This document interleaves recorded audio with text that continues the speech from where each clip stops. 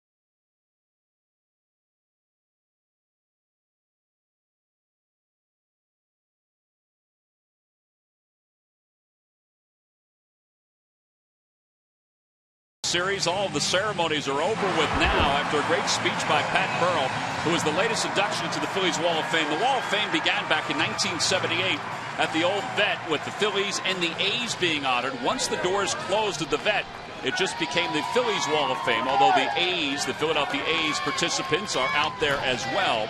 And you can see it any time out at Ashburn Alley, just above the visiting team's bullpen. And there is Pat's plaque.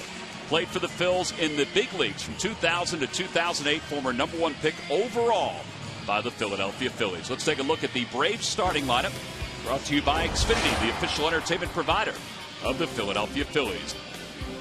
Leading it off in right field, Nick Markakis. Batting second is the center fielder Cameron Maybin. Freddie Freeman hits third, followed by A.J. Pierzynski and Adonis Garcia. Jace Peterson, the second baseman, bats sixth, and the bottom third of Simmons, Perez, and Perez. No relation. And they will face right-hander David Buchanan. Yep, with all the moves the Phillies have made, they needed a pitcher for tonight. And David Buchanan just so happened to be available, and this was his day, making his 8th start in the big leagues. He was 3-0 in the minor leagues this year. I doubt he's going back. 1-5 with a 7.00 earned run average. And Ben, when last we saw David Buchanan, he was actually pitching pretty well for the Phils. Throw the ball extremely well. His last outing, look at the scouting report, 89.2. He will go a little bit above that. Sometimes he gets a little too cutter crazy. He is 0-2 with a 4.02 career ERA, but we'll get to it later in the game. But I'd like to see him mixing a few more breaking balls. All right, let's take a look at the Nissan keys to tonight's ball game. Well, key number one for me, be ready for the heater from Perez. 72.4% of the time he's throwing a fastball. For me, it was throw the hook, like I just said. He's got a decent breaking ball. It's a pitch that he needs to show a little more depth. First pitch of the day is past Cameron Rupp, and we're underway. 1 ball, no strikes. Well, Ben, you weren't lying. You did say you wanted to get into it a little later on. A little segue there, Tom. Markakis hitting .292, a home run, 32 runs batted in. And he lines one out towards short, caught by Freddie Galvis. 1 away. You're not going to be able to hit a ball too much harder than that. It's probably been a whirlwind for David. In fact, I know it has. He arrived today just as the Cole Hamels press conference was finishing and the Ben Revere announcement was taking place. He had his bag in hand and was ready to go. They unpacked his boxes. He said hello to his friends and teammates. Here's Cameron Maybin, who takes one at the knees. It's 0-1. I'm sure he mixed in a scouting report or two before he towed the slab tonight. Sure he did. Off the hands, a pop-up right side. Cesar says he has it. 2 outs. During the 2015 season, Turkey Hill, the official ice cream of the Phillies, will contribute $100 for each Phillies victory. At 5 cents for each carton of Phillies Grand Slam ice cream, sold to support the Phillies youth baseball and softball programs. Well, here's Freddie Freeman.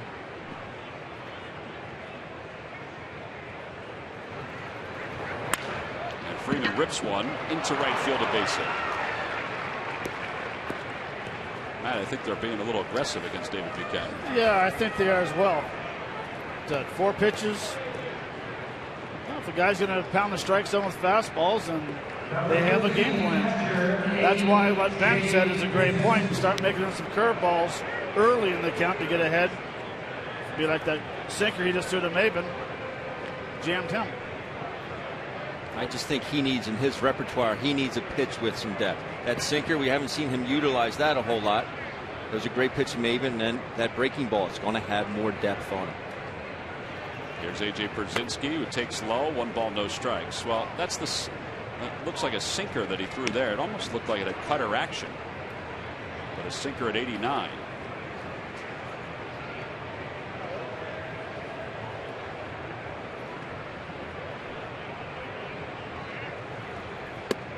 Up high, 2 balls, no strikes. Pierzynski was 2 for 4 in last night's ball game with an RBI. He has 14 extra base hits in his last month or so, and he rips that one foul. And it's 2-1.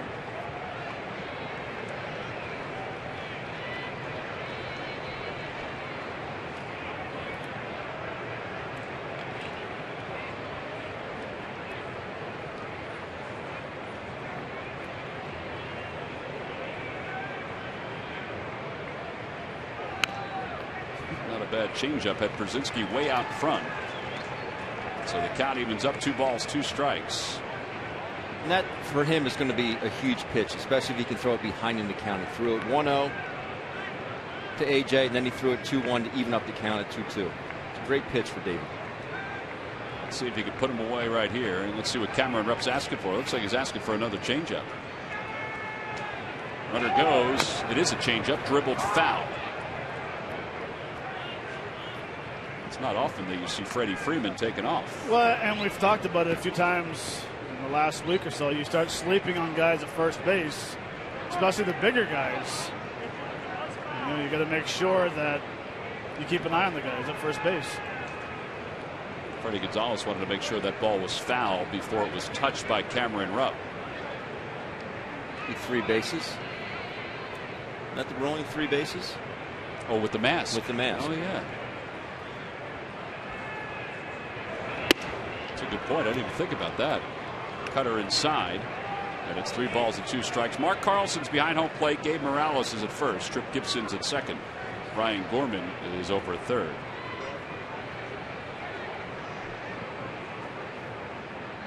Runner goes. Pitches lined right past David Buchanan in the center field. Freddie Freeman's on his way to third. He'll get there. And that'll put runners on first and third. And the batter is Adonis Garcia coming to the plate.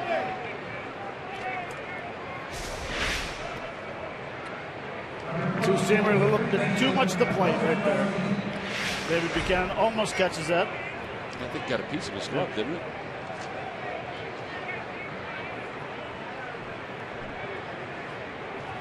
Well, Garcia last night was 0 for 4 with a strikeout. They probably gave David Buchanan a textbook way of pitching to him. It's probably not by throwing a fastball right there, but throwing out of the zone. Yeah. Saw it last night. He was swinging at everything that was thrown up there. With the dirt smothered by Cameron Rupp. 1 ball, 1 strike.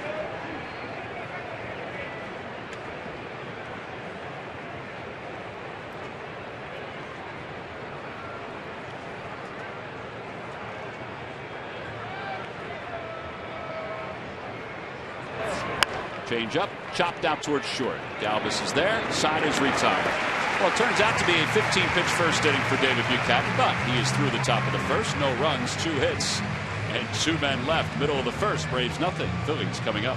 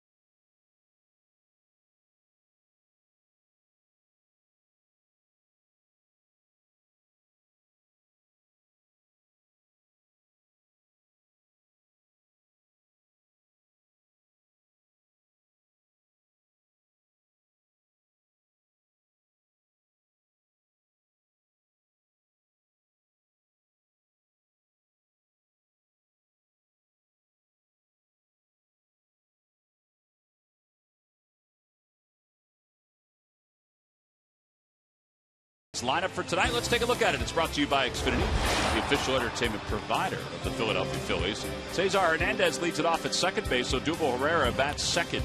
Michael Franco's at third, followed by Ryan Howard and Dominic Brown.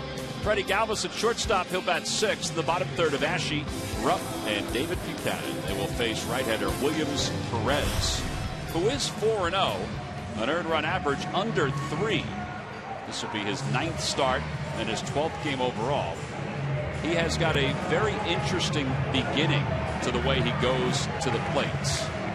And Matt, they're really not sure what the long-term success will be for him, but they're optimistic. Well, they are. They're optimistic. He's a guy that they're allowed to trade Alex Wood, let him slide in that slot. You see the scouting report. 3-pitch pitcher, and his average fastball is 90.4 miles an hour. 72% of the time he throws a fastball. 13.8% of the time he throws a changeup. And 13.8% of the time he throws a curveball. So look heater and make the adjustments. Signed by the Braves as a free agent in 2009. First pitch to Cesar Hernandez, who has seen him before. Both are Venezuelan natives. Is outside, 1 ball, no strikes. Cesar overall hitting .275. He was 2 for 3 in last night's game. And with Ben Revere now in Toronto, it looks like the leadoff spot will belong to Cesar or Odubel Herrera. Pete McCadden said both will probably get a look. This is the 11th game for Cesar as the leadoff batter for the Phillies.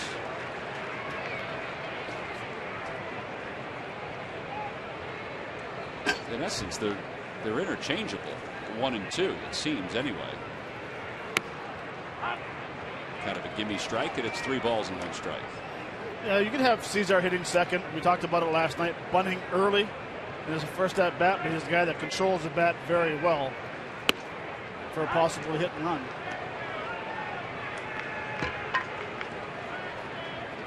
Now, his numbers aren't great in the 10 games he's led off, just .227, but that's really not a great litmus test for him. 3 balls, 2 strikes. And that's lined back through the middle, of base hit.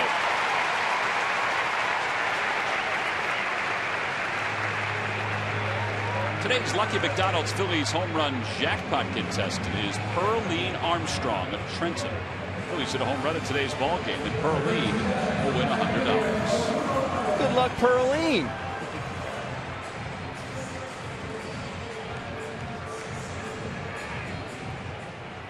Odubel Herrera is coming up. Odubel 1 for 4 last night with a bunt base hit. You looking for Murph? Still can't find him. He's in the suite. No, somewhere he is pumping his fist there. Either that or he's eating a chicken finger. 0-1 to Herrera. We've received confirmation, Ben, that he is pumping his fist while also having a chicken finger. He can multitask, apparently. Yes.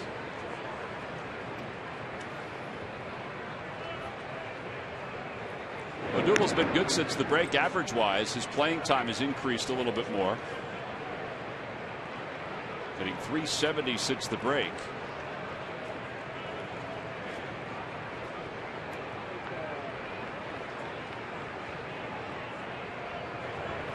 He chops it into right field, a base hit. Hernandez around second, on his way to third. He's not even blinking about that.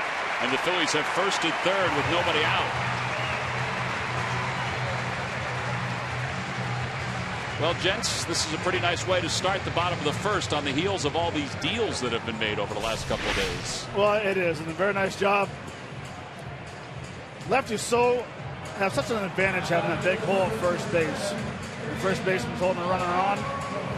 But what do you think, Ben? Very good base running? It's outstanding base running. First of all, he did a great job of working to a full count. Did Hernandez and lining the base hit up the middle. And then Odubel comes up, uses that hole, and great base running again by Cesar.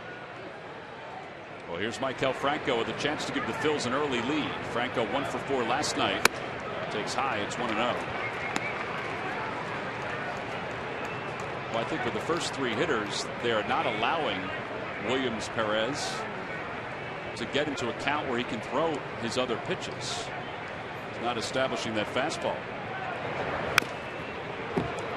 Can't let a guy with 2 last names beat us, can we, Tom? I don't know what the protocol is for that.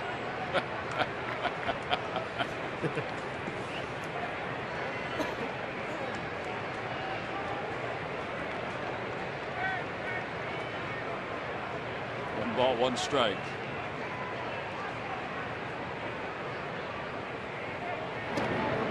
Now, just looking at him, Williams Perez, early on, he really flies open with his left shoulder.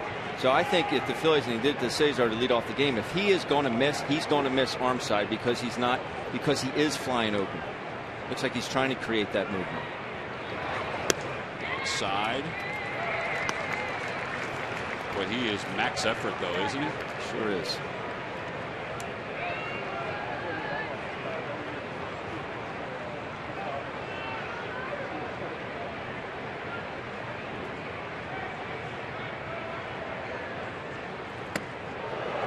Well, there's that secondary pitch, at least one of them.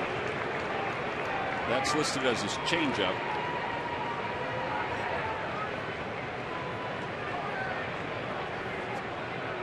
Well, if it was a curveball, it was the worst one ever thrown.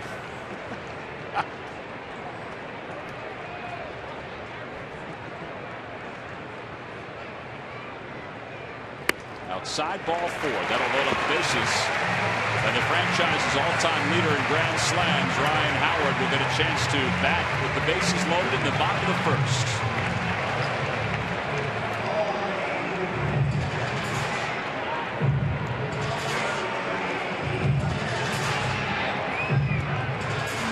He is the elder statesman of the Philadelphia Phillies.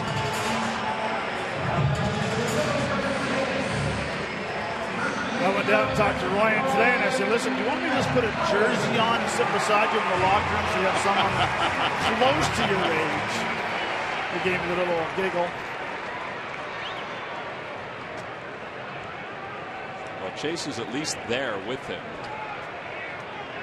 Although listening to him interact with Cameron Rupp and Cody Ashley today was pretty funny. Bases loaded, nobody out. And he lines one to right center field, a base hit. That may clear the bases. One is in. Here comes Herrera. He'll score. Franco's going to score easily. And Ryan Howard pulls in the second with a 3-run double.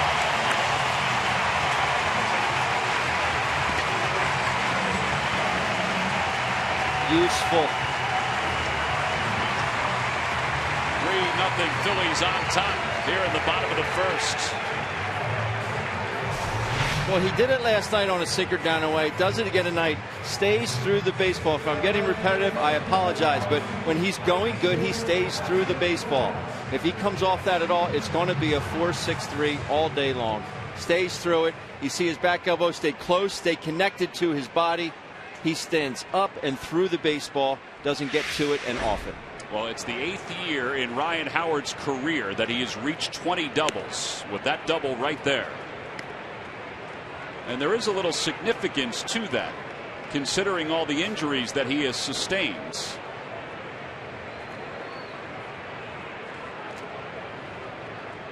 Last year he had 18 doubles for the season. The season before, as that one's lined into center field, a base hit. Howard will go to third. He'll be held there. And it's first and third with nobody out again for the Phils. Dominic Brown with his 13th hit in his last 10 games. The biggest thing with Dominic Brown right now is he's hitting with a lot of confidence. He's getting up there. Everything is in slow motion. He's seeing the ball well. If he's getting a curveball backdoor, he's hitting it to left field. If he's getting a two-seamer away, and this is what Ben was just talking about, Ryan Howard staying through the baseball and driving it back up the middle for a solid line drive. Roger McDowell out to talk to Williams Perez. Matt, I think it was significant what you said, that the Braves felt that Perez had enough stuff that they could trade Alex Wood, who we've seen before. I liked him. Yep. He was a lefty. And I know this is only the 9th start for Williams Perez, but Alex Wood had a little more deception than Williams Perez. He did. He had a different delivery. He kept hitting the lefties off balance, which so far in the game, Williams Perez has not kept the lefties off balance. Well, we've said it before. We'll say it again. First and third with nobody out. The Phils have a chance now to add to their lead with Freddie Galvis up. Galvis sends one in the air to left center field. It'll be deep enough to score Howard. Maben is under it, makes the catch. Tagging from third is Howard. He'll score 4-0 Phillies.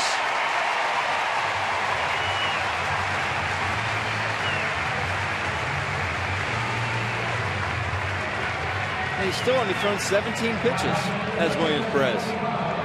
Now, it's a good idea to go up there. I mean, you still have to zone where you're looking for it. And that's what the Phillies hitters are doing right now. They're getting the pitches that they want to hit. They're not hitting his pitches. Well, Cody Ashe is now the batter.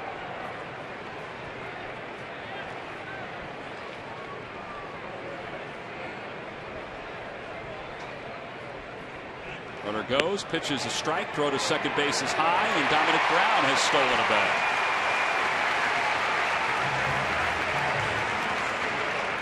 He got up with no problems whatsoever. Matt, I know you talked to him today, and he wasn't too happy with himself after last night when it happened. No, he wasn't, but he should be very happy right here, getting an unbelievable jump. AJ, no chance of throwing him out at second base. See, he actually called time while the ball's rolling, so he doesn't make the mistake like he did last night. As she fouls it, it's 0-2. Well, by the way, I mean, we talk about Dominic and the fact that he's getting some more hits recently. If that part of his game could be incorporated even more, the steals, and he was doing it down in AAA, I think it would be a huge asset not only for this team but for his game overall.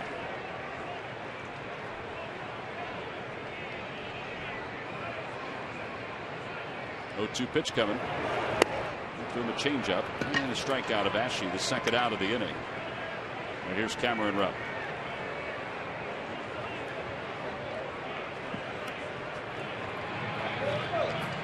Well, I'm like, you know, and stealing bases is tremendous, but I agree with what Charlie Manuel said when he was introducing Pat Burrell. He loves the home runs. Yeah. I'd rather see the home runs start kicking up a little bit. He can keep the goose egg for stolen bases for all I care. But if he's going to start hitting singles and doubles, hey, get the legs loose. Rupp takes low, 1 ball, no strikes.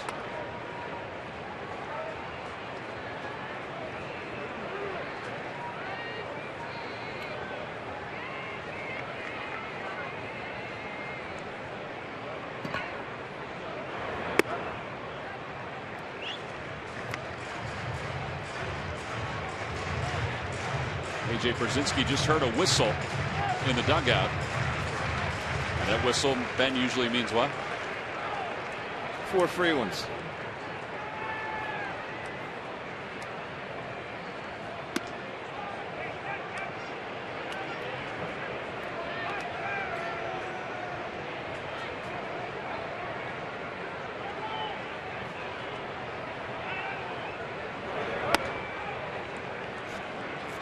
A.J. Pierzynski tried to frame that on the outside part of the plate. It was awfully close. So David Buchanan with runners on first and second will bat here.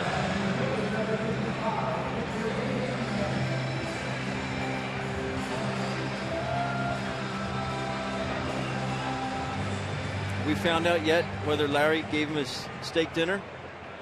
Oh, I forgot to ask. He keeps going up and down from the minors to the majors that I keep forgetting to ask.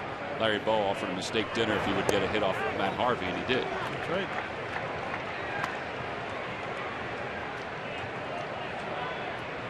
Put that on the to-do list.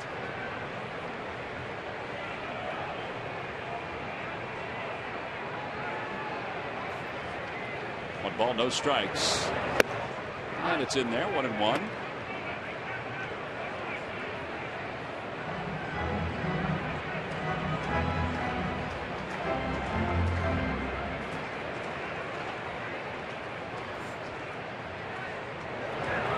David lines one sharply, smothered on one hop by Simmons. The side is retired. He was busting it up the first base line. He was hoping to get a hit. Phillies, though, got a bunch of hits in this inning. A 4-run first inning for the Phils. It begins with Cesar, and then Odubel chops one. How about Ryan Howard's 3-run double to right center field? That got things rolling. The Phils take a 4-0 lead.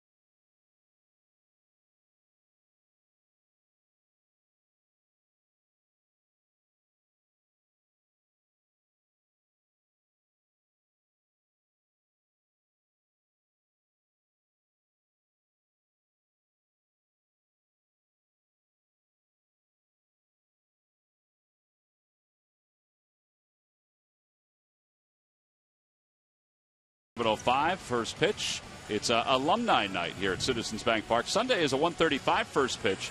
Phillies Wall of Fame Fathead free to all fans. All part of the Phils Braves series. Tickets can be purchased by going to Phillies.com.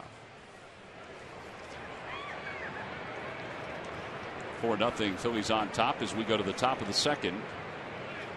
Dave Buchanan getting a little extra moment out on the mounds after trying to beat out an infield hit to end the bottom of the first.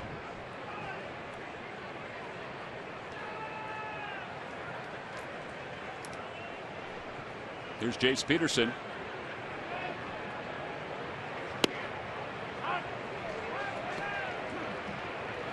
Peterson takes strike one. Peterson hitting .242, 3 homers and 41 runs batted in. He did have a hit in last night's ball game.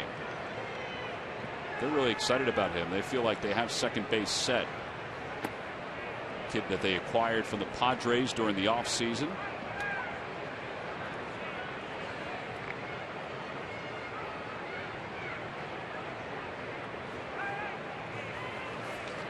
Change up on the outside corner. Actually, there's a fastball, excuse me. It's 1-2. Not a bad thing, though, if you get mixed up with his fastball and his changeup, because that means his ball is moving quite a bit. Up and away, 2-2. When he throws his good changeup or his fastball out of third, when there's two seamers running, it looks like a changeup. That one's pulled into right field, a base hit.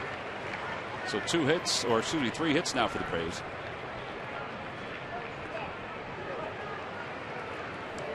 Coming up on Sportsnet Central, now that the trade deadline has passed, get a complete recap of the Phils' moves, plus highlights from Pat Burrell's Wall of Fame ceremony, and a look ahead at Eagles training camp tonight and tomorrow morning on Sportsnet Central, only on Comcast Sportsnet.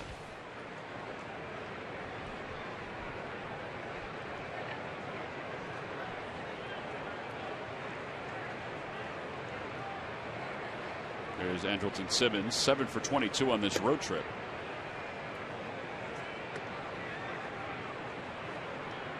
Overall batting .259. He did have a hit last night. It was an infield hit.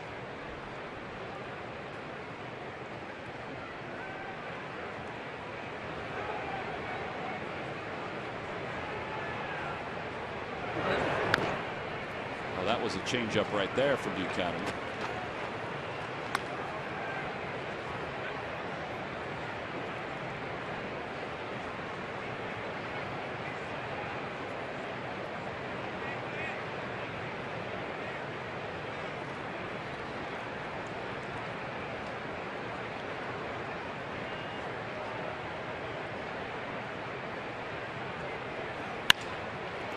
Although they should get one out here. Hernandez is up with it. Throws Simmons out up to second base. Goes Peterson 4-3 on the putout. So one away. Yuri Perez, the number 8 batter, is coming up. He had a pinch hit in last night's ball game. Let's check in with Greg Murphy. Murph. All right, thank you very much, Tom. Well, I'm here with the general manager of the Philadelphia Phillies, Ruben Amaro Jr., and it's just another week, right? Not just another week gone by. We were just talking about, I said, how you feeling? You got to feel pretty good at this point. First word out of your mouth was a little tired, right? A little tired. Maybe we'll get some shut-eye. There's a lot of people working very hard out on the field and here in the office to try to get some of the things done that we needed to get done, and we're pretty pleased with how things went. All right, so by my count, 4 current players have been traded away, 8 prospects coming in, and 1 additional guy who is now going to be on the disabled list for a little bit. But all in all, you wouldn't have made the moves if you didn't believe that the Philadelphia Phillies organization is better today than it was a couple days ago. Yeah, there's no question about it. I mean, obviously we're working very hard in this transition to try to bring as much young talent to our organization. Pitching was pretty vital for us, but we did add some position players as well to the mix. But I think from AA on up, we've done a real nice job, I think, that to bring the kind of talent that we needed to bring in so that we could do what we can to get to the point where we need to win some championships here. So that was the goal, and so far we're pretty happy with how things have gone. Jonathan Papelbon, obviously one of the 4 players that is gone, and then you have the Cole Hamels deal. Jake Diekman goes along with Cole, and Ben Revere late. But I think what fans probably want to know, Ruben, right now is, out of all the guys that you're getting back, I would put Harrison aside for the moment, but the prospects you're getting back, how many are the guys are close that can help within a year or 2 or 3? You know, that was one of the things, Murph, that was important to us. I mean, we've done deals in the past where we got guys who are down below an A ball and such. We've got guys that are actually fairly close. Some guys from Double A up. That Reading club right now is pretty well stocked. We talked to Dusty Wathen, who's our manager there. He said, "You better make a pretty good run at the championship now. We've given you a pretty good push." But you know, the fact of the matter is we were keying on not just prospects that in a organization or for our organization, but prospects that were close, because we want to try to make this transition as quickly as possible. And with the level of guys that we've got, I think that we'll be able to do that. Let me talk specifically about Cole Hamels and Jonathan Papelbon first, because I think those obviously weren't big surprises. You know, there was a lot of talk that if you could move them for the right price, you would. But difficult, I would imagine, moving guys of that caliber in the middle of the season, right? No question about it. I mean, obviously our major league club takes a hit, but you know, when a door closes and on one end it opens for another, and so guys like Kenny Giles, he can step up and try to handle that ninth inning. You know, Aaron Nola and some other young guys will get opportunities to pitch. We're hopeful that some of the guys that we've got, Asher and Eichhoff, who are going to be starting their careers here with Philadelphia in AAA, perhaps they come and help us later on this year. But you know, it's never easy to move iconic type players. Obviously, Papelbon, who's had more saves than anybody in the history of our franchise, and then Cole, who's arguably, other than maybe Lefty Carlton, one of the best pitchers we've ever had here. Not an easy thing to do, but certainly the thing that we needed to do to get our organization back on track. And the other two guys, I mean, Diekman, was a good young arm. I would imagine that the Rangers said, "Hey, we want a guy like that. You have to throw a guy like that in the deal." And Ben Revere, which happened late, and maybe was a little bit of a surprise to some. Yeah, those are things that we had little pieces that we thought could become big pieces for us. And when I say little, I don't mean that they weren't talented, but those are kind of the behind-the-scenes deals that we can make to add some depth to our organization. I think Ben did a really nice job for us. He played very well. He's a 300 hitter for us. But we felt we could convert him to some more pitching, which we did. And as far as Jake Diekman is concerned, I mean, one of the most sought-after left-handers in the game. His numbers weren't as good as his arm, I think, but I think he's going to get a great opportunity there in Texas. It helped add another two pieces to our to the overhaul that we got with the Texas Rangers, and hopefully those guys can help us as well. Well, an important conversation, so we took it right through the commercial break, because that's what we can do right now. You can do that. Way to go. Thanks for the information. It's good to talk to you. I know, on a night that we celebrate, in a lot of ways, the 2008 World Series, you look ahead to the future with these new pieces. Yeah, it's great to have all our alums here. Great night tonight honoring Pat Burrell and so many other Wall of Famers. We're hopeful that some of the guys that we acquired here in the last 24 or 48 hours are guys that maybe can be up in that Wall of Fame sometime soon. That certainly is the plan. Ruben, thanks for your time. Get some rest. Guys, we'll send it back to you in the booth. All right, we appreciate that, Murph, very much. It's been as active as we've seen here in Philadelphia these last couple of days. Usually it's the other way, where guys are coming in. This week it's guys are going out, but it is the nature of the beast as far as the organization is concerned. It is, and it's tough. I mean, this is not an exact science. People think you see a kid play, you go out and trade for him. It's just not the way it is. And to lose a player like Cole Hamels and Jake Diekman, it's tough. And he is an iconic player that won a world championship and an MVP in the World Series for this ball club. So it'll be tough. And Cole really handled the press conference, I thought, great today. The one answer that you and I were impressed with was when he talked about, he wanted to stay because he wanted to fight. He wanted to be able to, overcome what the Phillies have gone through the last couple of years. He talked about the moniker the Fighting Phils and how important that was for him to keep fighting. Well, and he also mentioned that he's here because of the Phillies. Throughout his whole career, and gave him an opportunity. And I was very fortunate to run into him today as he was driving out. We stopped, we had a little chat, and he's excited. I think it's mixed emotions for him. Yeah. There's so much love in Philadelphia. With the fans loving him and him loving the fans in the Philadelphia area. But I think he is that type of guy. He wants to get there and have a chance to win another championship. Yeah, Matt Harrison, who Murph talked about, as that one is smoked out towards center field. Maven is going back on it. He makes the catch. Herrera's thinking about tagging, but got back a little too late. There are 2 outs. Matt Harrison, who Murph alluded to, has been placed on the 15-day disabled list with lower back inflammation. We expected that might happen because he left his last start and he was stiff and has had back issues. So I think the Phillies are thinking, all right, let's get the swelling down. Let's reevaluate him. Let's give him some time to get acclimated. He is here. Saw him in the clubhouse today. He's the one guy that at least will start here in the big leagues, where the others will start down in the minor leagues. Ryan Howard had the 3-run double his first time up. Well, it does make sense. I mean, the last thing you want to do is to run him out there while he's already sore, right, and say, go get him. You want to get him acclimated to his surroundings and make sure he is healthy so he feels more comfortable out on the mound. Well, 2 outs, runner at first, 4-0 Phillies on top. Howard's up, and that ball goes right on by Pierzynski, and Odubel goes to second base. Be a wild pitch.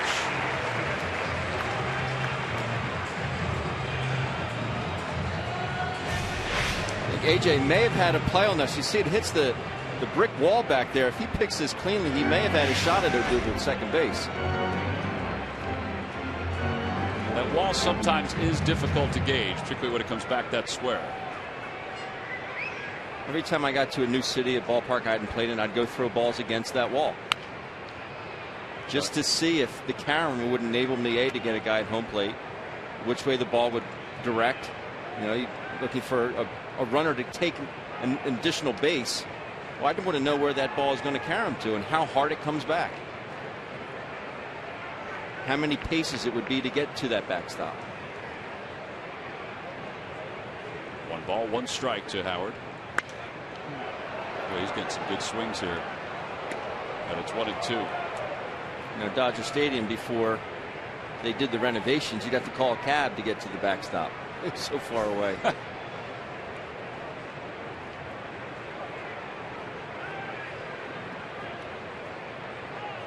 I always paced off how many steps it was to the concession stand. Howard lays off. It's 2-2. Tom, you smiled like you knew I was going to say something like that. Well, I was expecting something like that. I was thinking how many paces it was to the batting cage, to the flip screen. No. Didn't do that during the game. 2 balls, 2 strikes. So a change up, it remains 2-2.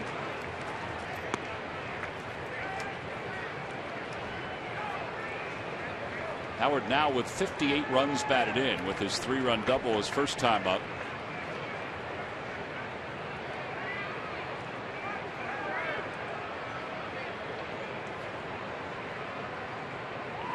Odubel goes, pitches. Is that a fair ball? It's a foul ball. It hit the bat. I thought it hit something, and Pierzynski's waiting for it to spin to see if it would roll fair. So it remains 2-2. Right off the knob of the bat.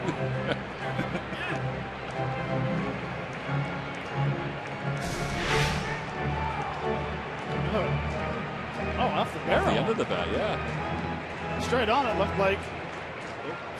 Stiff foul. Looked like it hit his arm in the box, too. Outside, 3-2. Ryan hit one off his thigh for a hit the other night in Toronto. Yes, he did. Started to rally. Yes, it did. Yeah, it was the only rally the Phillies had that night. That's all they needed. That's all they needed. Odubel goes, pitches rolled foul.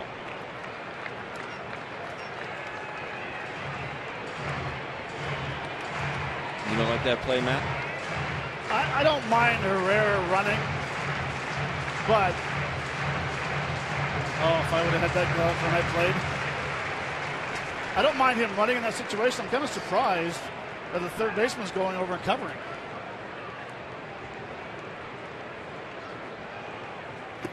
Inside, ball 4. So runners on first and second. 2 outs. Dominic Brown's coming up.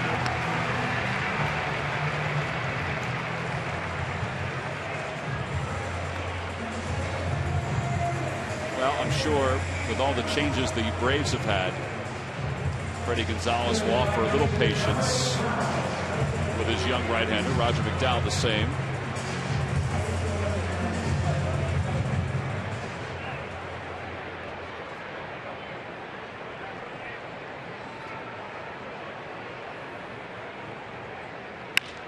Dominic chops it to the right side, flagged down by Peterson, and that'll do it for the Phils here in the second inning. No runs, no hits, and 2 men left. Well, when we return, Pat Burrell has finished his victory lap. He's finished all the handshaking. Yep, he's the newest member of the Phillies Wall of Fame, and we will have him up here in the booth.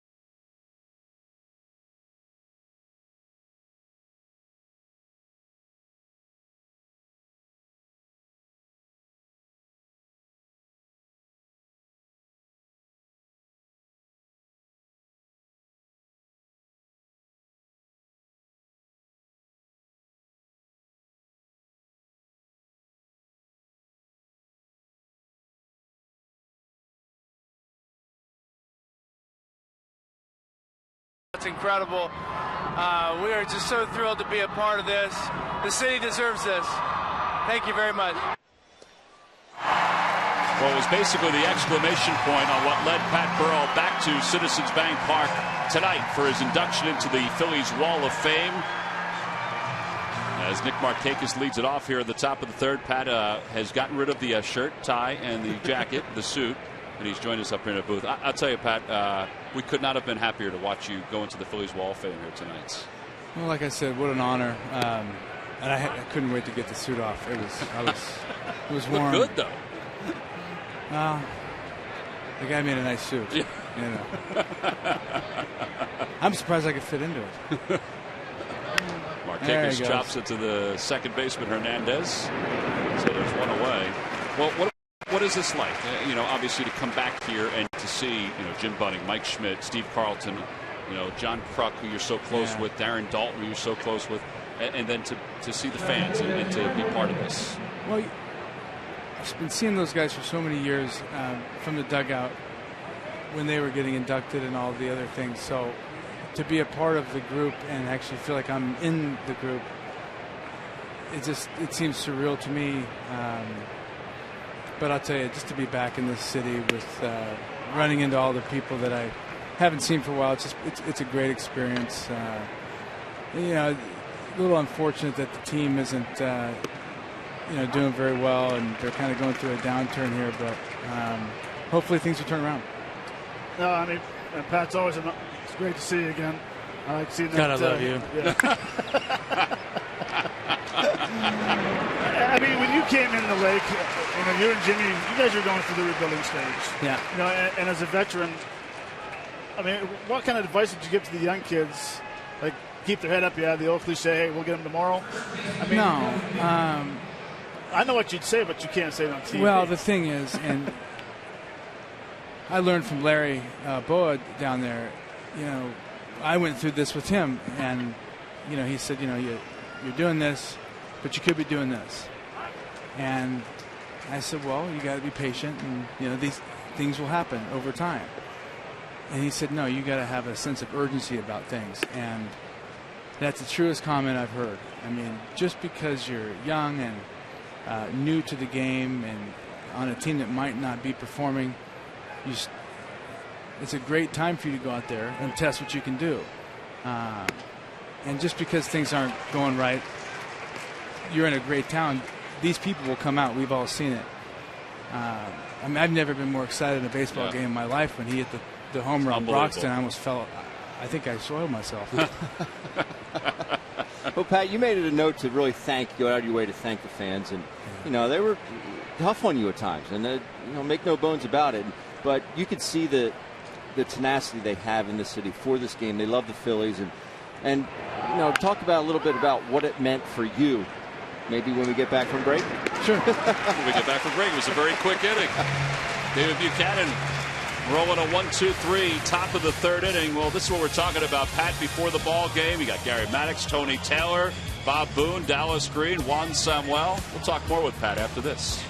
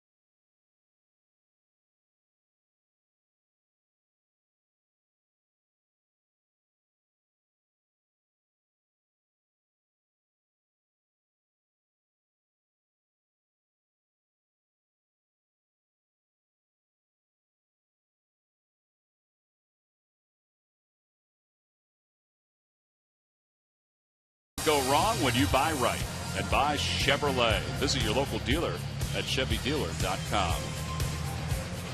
There's Pat doing his victory lap after the Wall of Fame induction ceremonies. It must have been kind of neat just to see the fans as you were rolling around the ballpark here. Well, the thing is, is this on? Yeah, that's on. He hit the gas over here and almost lost me.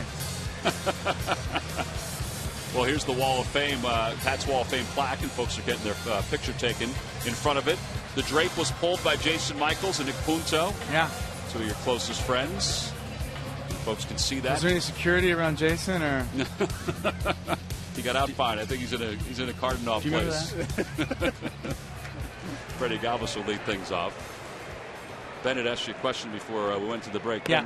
Yeah, you really made it a point in your speech to thank the fans and how, what they meant to you and coming to the ballpark and performing in front of them every night. That was great to see because, like I said, you had some ups and downs with them, but overall they love you. That and being from the West Coast and you going back there and playing, you really appreciate. You know what? If you're not playing well and you're not living up to what you're supposed to be doing, then it's a tough game out here, and that's how it should be. It makes it all the more worthwhile when you do come up with the big hit and the big spot, and like Stersey. I mean, that home run he hit is gonna be it's in the biggest thing. Like this one here. Go.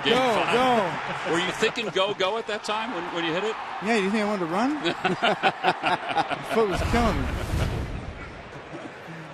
But to be able to contribute in a big moment like Stersey did, or the double,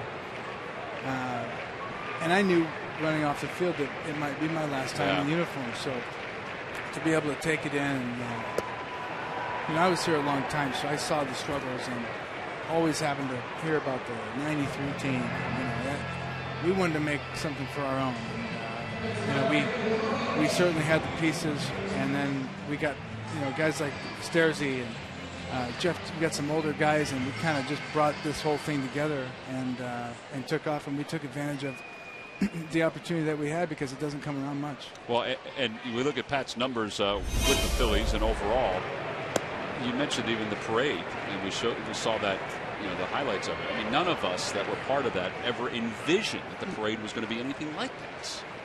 No, and we had heard for years, Mike Schmidt and guys like that would come around and say, you won't believe this, but if you guys ever win, the parade's the most important part of the deal. And I'm thinking, no way. And sure enough, I think about that parade and coming down Broad Street more than anything. And the fact that it was Halloween and I didn't see anybody in costume was pretty special too. I'm sure there were a few. There might have been a few. Look, it was awesome coming over here in 08, with the trade. But I tell you what, Pat, I've had some great teammates, and you're up there. I mean, I've had Jason Giambi, Mike McFarland, who I think are up there, but this guy here kept the locker room, laughing all the time. And we had a good time. We had a great bunch of guys in 08. Yeah. We pulled for each other. And if Pat struggled, he didn't care if he wasn't playing. J-Dub, if he was struggling, he didn't care if he was playing. As long as someone was coming in. So it made our job as a guy who was getting traded to come in much easier because we knew we had the support from all your teammates. So I appreciate that. Well, and that's the thing. I had to make sure I give credit to the people that made that happen. The Pat Gillicks and Ed Wades that brought everything together, and I'm sure Pat and Ruben, who made the choice to go grab him. Yeah. We needed that, and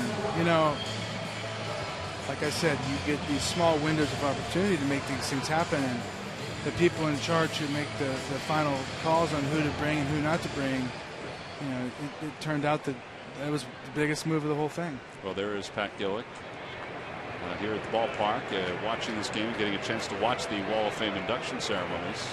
Cameron Rupp takes inside, 2 outs here in the bottom of the third. Another quick inning. Another quick inning. Rupp's going to try to extend it right here, though. Rupp, his last time up was intentionally walked.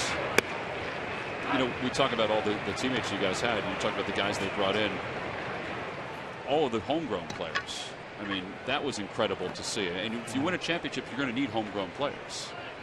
Well, Mike Arbuckle did an incredible job during the years before you got here. I mean, to have Jimmy Rollins, Chase Utley, Howard, Brett Myers, Ryan Madsen, myself, to not miss for that many years in the rounds you're not supposed to miss. He did an incredible job bringing these guys in, and then, then the development in the minor leagues, and then which was phenomenal when I went to the minor leagues. And we get up here, and then, by the time Charlie took over the helm, we were on the right path. We just needed a little more push, and we got it. How did he do with your speech tonight? He did pretty well without any notes or anything like that, Charlie. I wasn't listening. I was too nervous down on the bottom there. Well, speaking of nervous, I thought this was an incredible moment. Your very good friend Chase Utley, of course, and John Vukovic's granddaughters. A little more grown up than when you carried them out. I mean, look at this. Were you expecting something like this? Well, I actually saw them upstairs. Oh, you did? But, I mean, their grandfather meant so much to me. As much off the field as on, and Nikki and her husband Brian and Vince, they've been so supportive of not only the Phillies but for me, and I think they knew how close I was to their dad, and we just miss him. Yeah, I wish he was still here. I agree with that. We missed the little antics, the hot cold games he used to play, but just the knowledge that he also presented too. He was unbelievable. Yeah. And he could put his arm around you and be Uncle John, or else, and then he could also give you some vinegar at times too. So. David Buchanan whacks that foul. It's 1 ball and 2 strikes. With Cameron Rupp over at first base. You did get Chase to smile, though, by the way. Once a year. Once a year. So how long I was going to get into his Instagram account, which has been killing me on, but I figured I said, why would you put that on your Instagram the me video, sliding down slip and slide with a non-alcoholic vodka tonic. Well, Pat, it's always great to see you. Thank you, Tom. Yeah, congratulations on it. It was great to see you back here. The first of many from that 2008 World Series championship team. Pat Burrell joining us up here in the booth. The plaque is there for infamy here at Citizens Bank Park. We'll go to the top of the fourth. It's a 4-0 Phillies lead.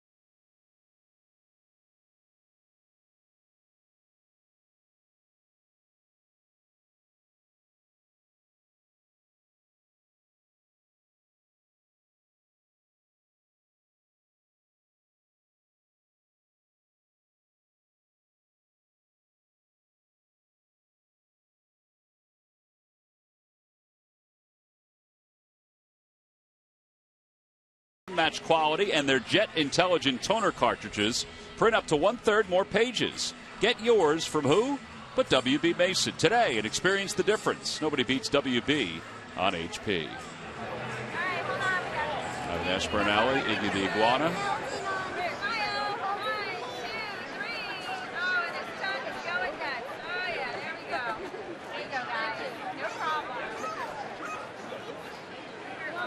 Pretty nice crowd that's here at Citizens Bank Park, including the folks roaming around Ashburnalley.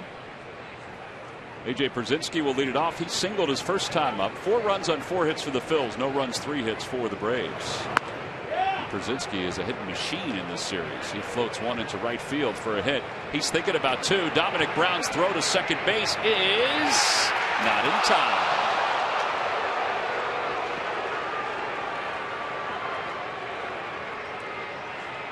At some point between first and second, A.J. Pierzynski's probably thinking to himself, oh man, what am I doing?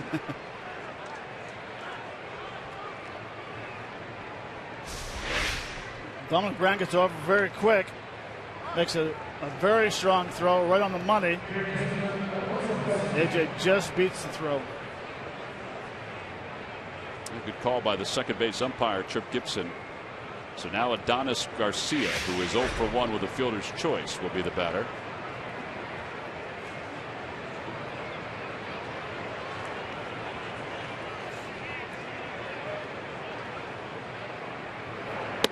On the outside corner.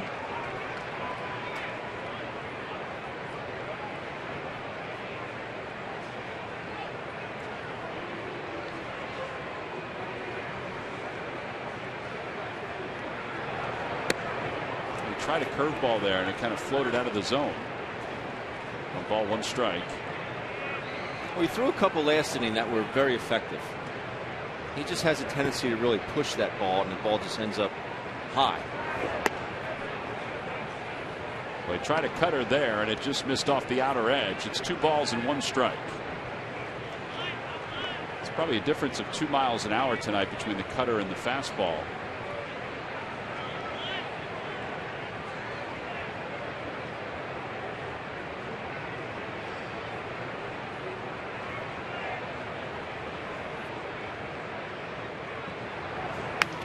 Off the end of the bat, 2 balls, 2 strikes.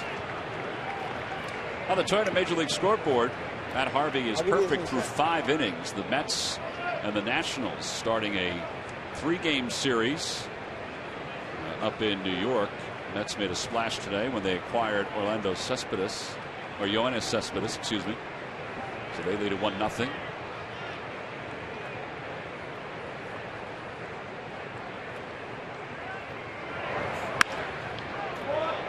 And a slice out of play. You know, Tom, you made a point a couple seconds ago about his cutter and his fastball. Yeah. Not much difference. That's the way a cutter and a fastball are supposed to be. You know, you get 2 or 3 miles an hour difference. You don't have that downhill tilt. Strike 3 called with a breaking ball. First strikeout of the night for Buchanan. Well, it's time now for the Jeep Stump the Fans trivia question. Log on to Phillies.com. Go to the fans section for all the information. Please submit your answer on the subject line.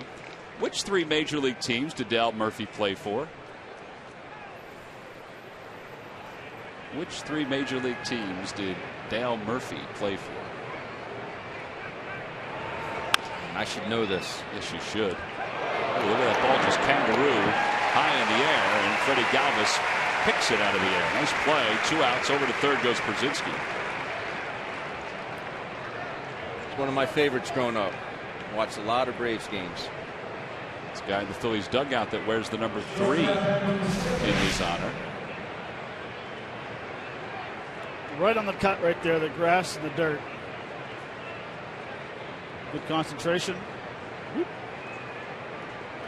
It's a nice play. Very nice play.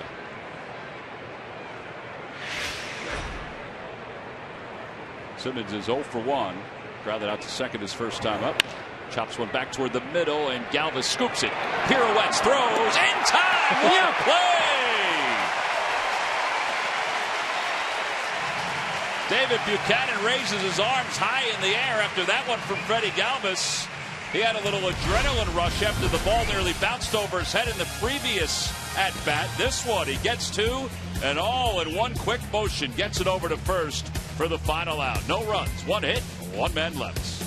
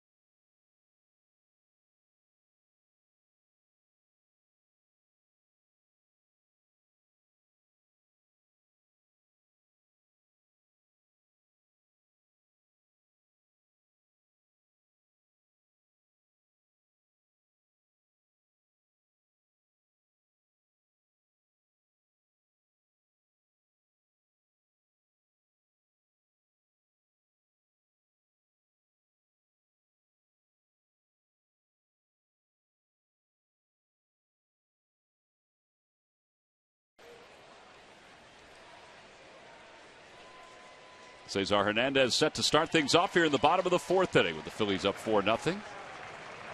And the first pitch is inside from Williams Perez. Cesar is 1 for 2. He had a line drive single his first time up, scored a run.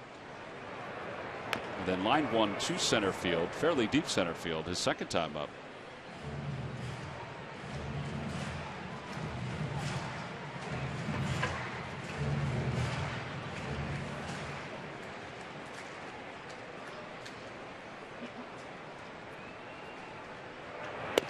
Perez has 2 straight scoreless innings. He seems to have calmed down a little bit out on the mound. He does, and he's starting to mix in some more all-speed pitches. After that first inning where it was just a barrage, they were jumping all over his fastball. See another one there. He really has gone to more off-speed pitches. Phillies baseball is brought to you by Nissan. Choose Nissan today for great offers on our most exciting lineup ever. Shop Nissan.com. And by Jefferson, where health is all we do. Call 1-800-JEFF now or visit jefferson.edu.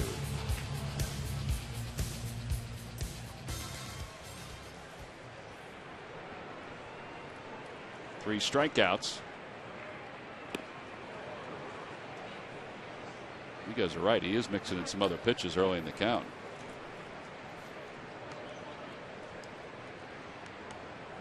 He has settled down a lot. He's not missing way outside. He has good control of his changeup.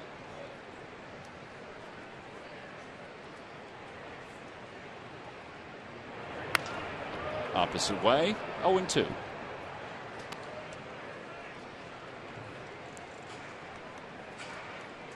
If you're getting your brains beat in one way, aren't you going to change it? You know, as a hitter, if you keep making outs the same way, swinging the pitches in the dirt, getting out in front and change ups, trying to pull an outside pitch, wouldn't you try and make the adjustments? Shallow center field. Cameron Maben comes running in, makes the catch. 2 outs. Mike Franco's coming up. Let's check in with Greg Murphy. Murph. All right, thanks a lot, guys. Well, you know, I think you can't talk about it enough, honestly, the way that the Phils have, come out of the All-Star break and played such good baseball. It is the subject of our Lowe's Never Stop Improving player profile, but we're looking at the whole team because you see what they did before the All-Star break, 29-62, the 246 team batting average, scoring just 3.5 runs per game, and then you see what they've done afterwards, 10-2. After the break, it's tied for the best record in baseball coming out after the All-Star break. The team at batting average of 277. You see the starters' ERA is down. The bullpen ERA is down as well. Jeff Francoeur, I think, said it best when we were talking to him about it. He said, we got away from each other, got a little bit of a break, and came back with kind of a renewed sense of focus. Let's just try to go out and play each game and go out there and try to do the best we can. They've certainly been able to put the whole package together. They're getting good defense, good starting pitching, and they're getting timely hitting. They got some timely hitting in the first inning in this game, and that's the kind of thing that puts wins on the board. Chopper to third, knocked down by Garcia. He has a strong arm, and he throws out Maikel Franco. Well, the side is retired. It certainly has been much better to watch. There's no doubt about that. Phils lead at 4-0, trying to get their 11th win since the All-Star break.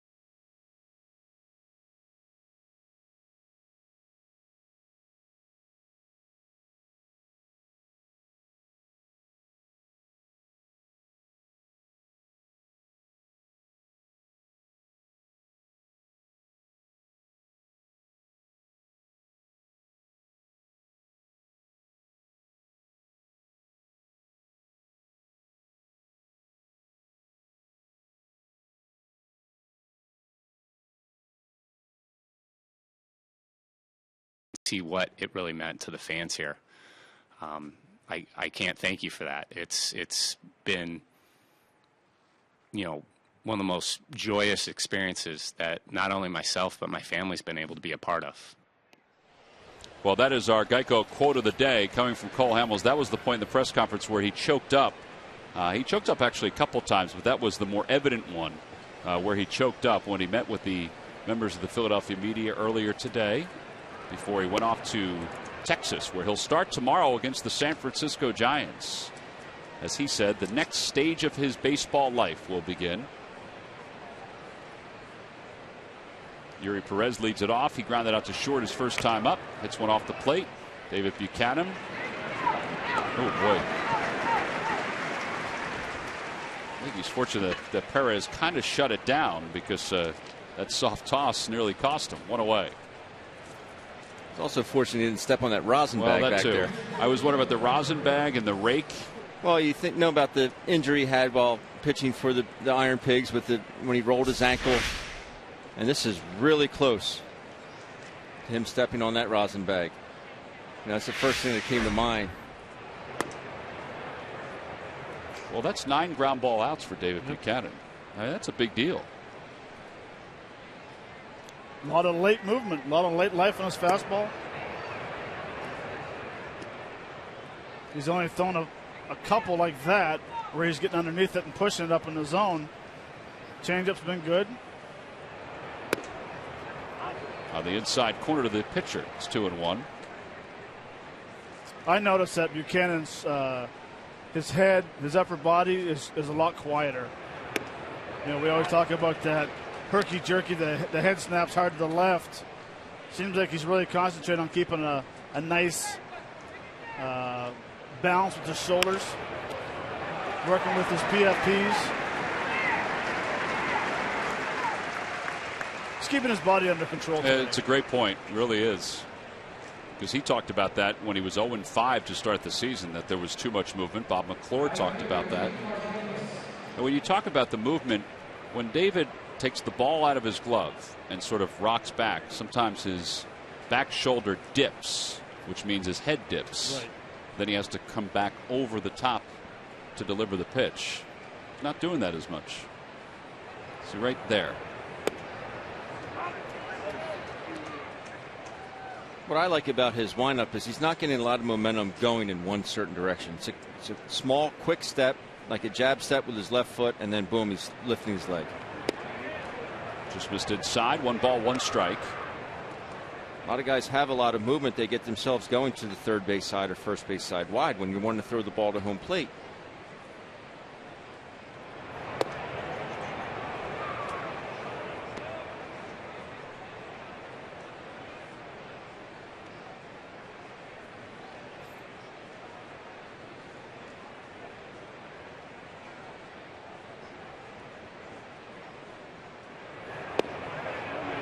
The appeal. Yep, he went. What movement he had on that sinker. Some life. Good call by Brian Gorman.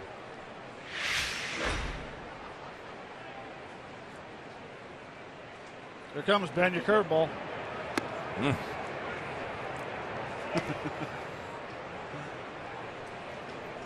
wanted to scream out there, stay on top. Well, Cameron Rupp may have done the same thing.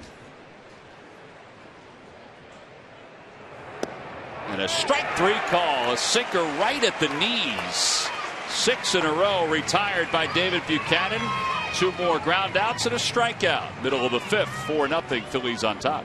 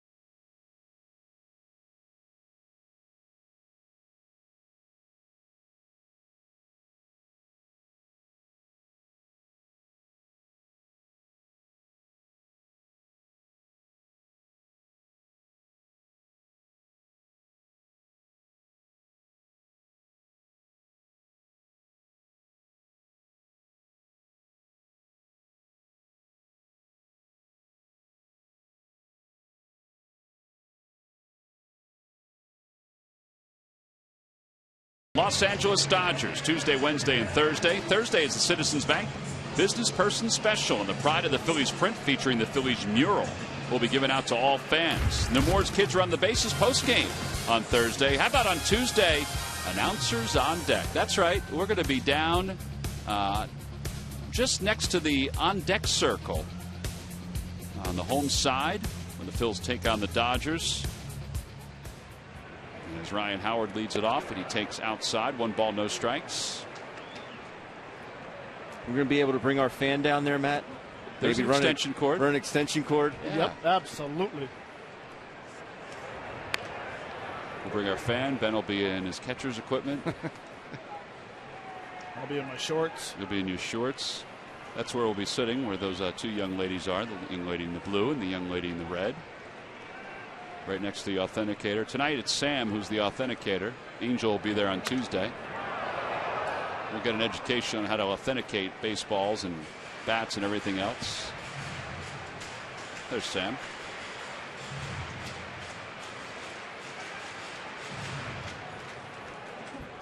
There's the authenticating stickers. 1-2 pitch. My son's Little League coach just caught that last foul ball. Oh, he did? He did. Barehanded or with Coach a glove? Craig. Barehanded. That was a floater. But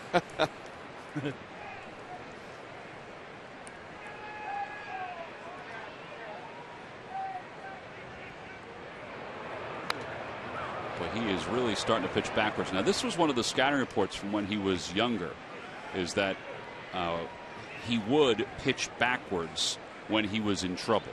You know, and that's what was happening in the first inning. He got in trouble with the fastball, and now after the first inning, he's starting a lot of hitters off with the changeup. He's been a much better pitcher inside 2-2. Well, even the breaking balls he did throw in that first inning, they weren't very good. You know, we saw a terrible changeup, a couple terrible changeups, breaking balls, and weren't doing anything. Here's the 2-2 to Howard. And Howard pulls it through the shift into right field. 2 for 2 tonight.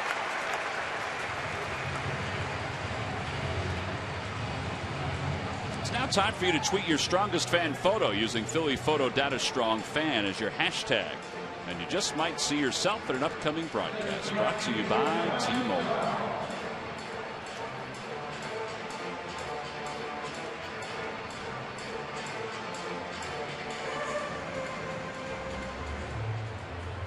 Dominic Brown is 1 for 2.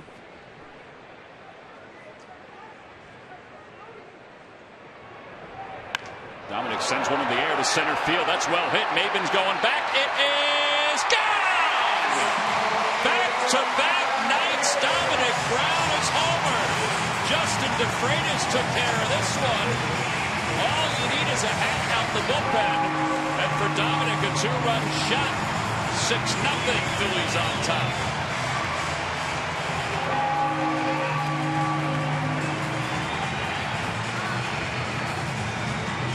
Well, Matt, I got to be honest with you. That's a better swing than even last night's home run. Well, anytime you hit a home run that far to center field, means you're staying back, letting the ball get deep, and you're driving it deep to right center. Or center field, I guess you call that. Yeah. And Perline Armstrong of Trenton, New Jersey's just won $100 thanks to Dominic Brown. He's been helping us give out some cash.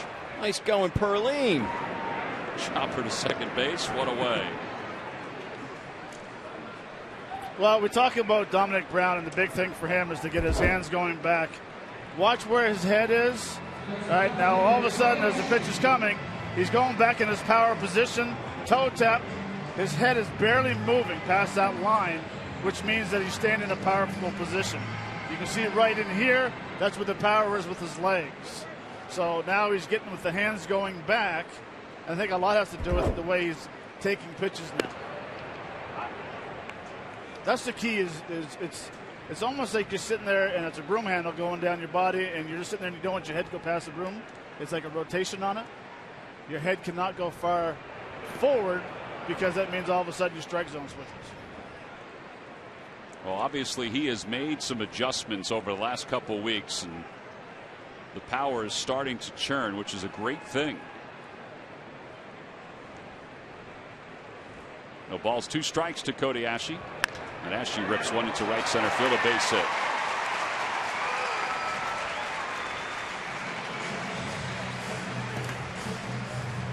That's base hit number 7 for the Phils here tonight. They had 4 in the first and 3 here in the 5th inning. Roger McDowell standing between the chairs.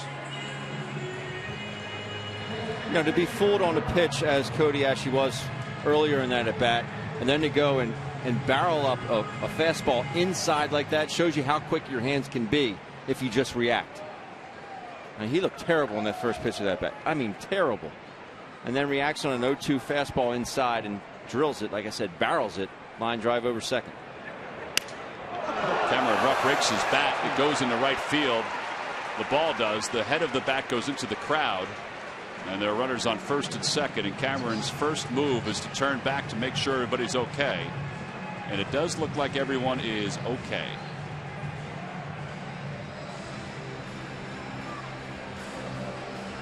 Wow, that is dangerous.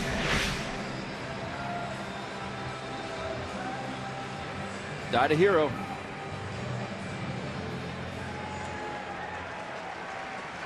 Oh man, thankfully that gentleman, seriously, thankfully he knocked it down, because it softened it down to the 2 rows in front of him. He had all that cotton candy to help him. The cotton candy and the pine tar. No, that was a great play by that man. No, seriously, because it was still moving. That young man's probably got pine tar all over his hand. One of the top 5 smells of all time, in my opinion. Pine tar, pine tar. Cotton candy. Pine tar. David Buchanan lines one into left center field. That'll be a base hit. Ashe's going to score. Rupp goes to third. RBI single for David. He's getting into the party. 7-0 Phillies.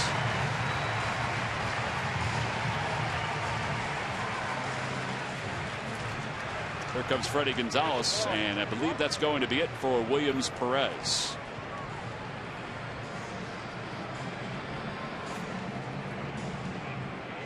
So a pitching change. The major league debut for Matt Marksberry is upon us with 1 out here in the 5th.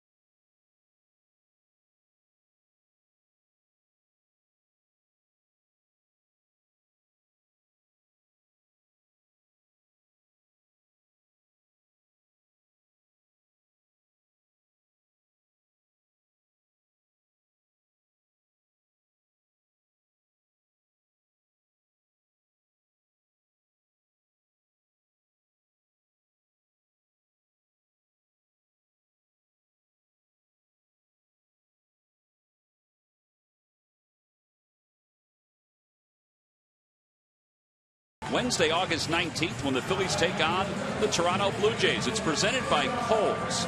Come dressed as your favorite Star Wars character and be entertained by Star Wars characters, music, movie clips, and more. Go to Phillies.com/theme nights for more information or to order tickets. That is not the Death Star that is out beyond Citizens Bank Park. It looks like another full moon. Well, bottom of the 5th inning, 1 man down, and Matt Marksberry is making his major league debut. We saw him introduce himself to his teammates late in last night's ball game, and he'll take over for Williams Perez. Marksberry is from Campbell University 15th round selection after the 2013 June draft. Speaking of Star Wars, some lights in the area. Hoping it's a plane. Cesar Hernandez takes a strike, 0-1.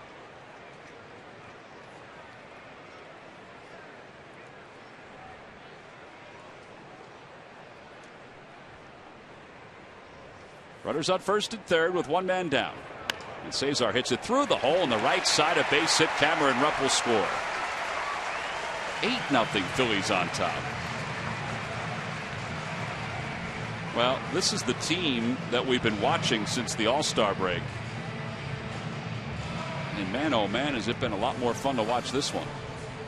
I mean, they are getting timely hits. They are piling on the hits. And they're taking advantage of other teams' mistakes and elevated pitching. One thing I've noticed since the All-Star break, a big thing, is that they're scoring early and they're not taking 4 or 5 innings off. They're adding on, which is nice to see. Coming out here and getting, what, 1, 2, 3, 4, 5, 6 hits this inning. Well, Jeff Francoeur has been a big part of that, coming off the bench, playing against left-handers. Runners lead off first and second. Odubel takes a healthy hack at the first pitch. It really is one of the most contagious things there is in baseball, is offense. And you're right, Tom, it's so much more enjoyable. Yeah, it's nice to watch a 2-1 ball game every now and again. No, it's not. Okay, no, it's not. But it depends on who's pitching. But to watch the offense, watch these runners cross home plate, it is a lot more fun to come to the ballpark and watch.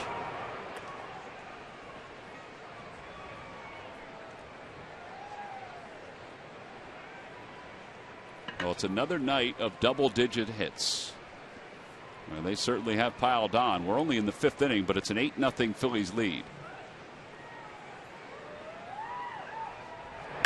And Odubel slices one to left center. Maven makes the catch. And 2 outs. And Maikel Franco's coming up.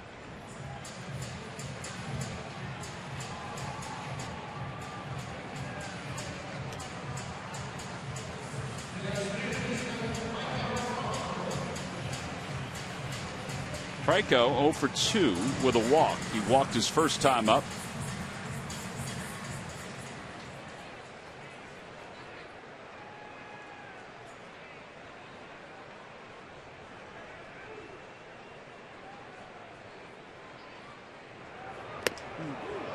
Big swing, 0-1.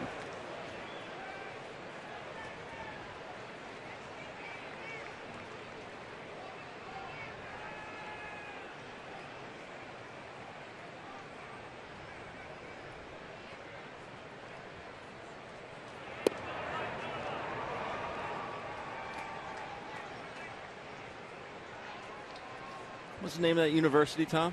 Campbell. They're the Camels.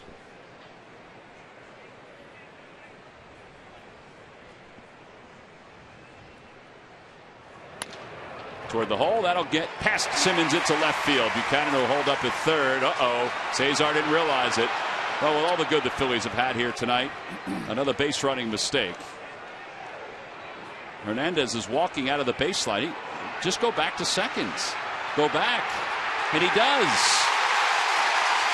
If he took one more step onto the grass, he would have been out. And if you're the Braves, you're sitting there thinking, what are we doing? That just happened. Well,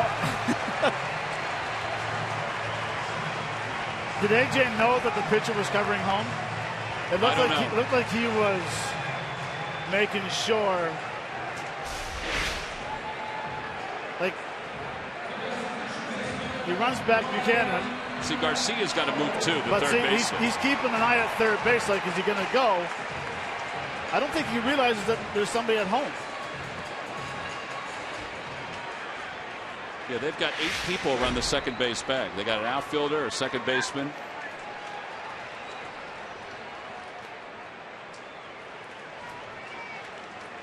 Well, Rock kind of gave David Buchanan a very late hold him up right there. You got to realize that's your starting pitcher. It's 8-0. Might want to parachute. Might want to shut him down at that point. But it was a very late stop sign. Early on, he was waving him around, then threw up that stop sign late. So that's probably what Cesar saw as well, thinking there's going to be a play at home. I might as well take third base. And the third base coaches are taught any ball that's hitting the outfield, you try to keep on sending them until they come up cleanly with the ball. Then that's when you put the stop sign on. But I agree with you, Ben. 2-1 to Howard. Well, it's nice to see it happen to another team, though. Yes. And I'm glad Cesar, and I don't know if Rock or David Buchanan, one of them signaled to him, because he started walking away thinking the inning was over, basically. He took a step toward the infield grass and then finally ran to second.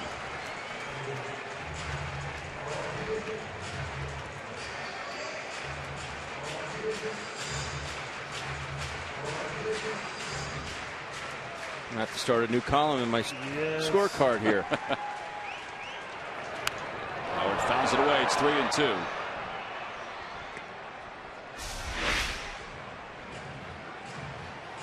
Garcia's like, throw it.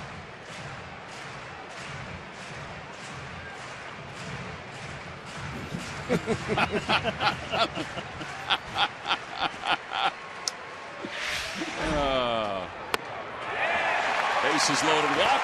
Another run scores. It's 9-0. Howard gets his 4th RBI of the night as David Buchanan crosses the plate.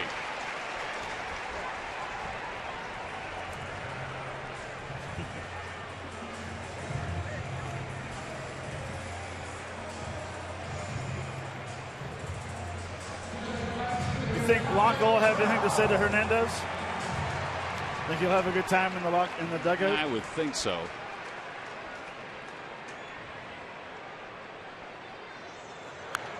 Dominic fouls it back in front of us.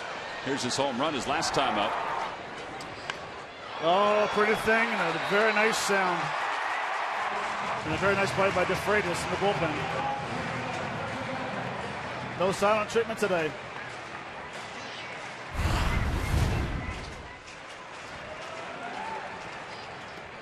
That one gets away from Brzezinski, not far enough.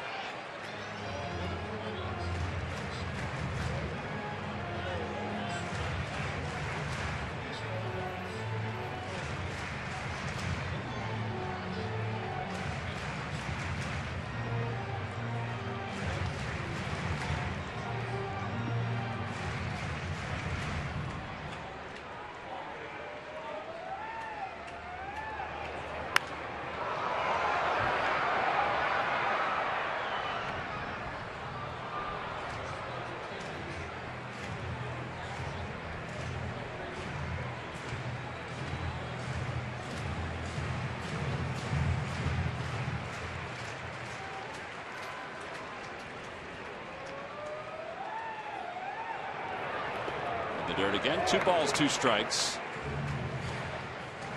He walked Howard with the bases loaded. The lefty was kind of picking against these left-handers.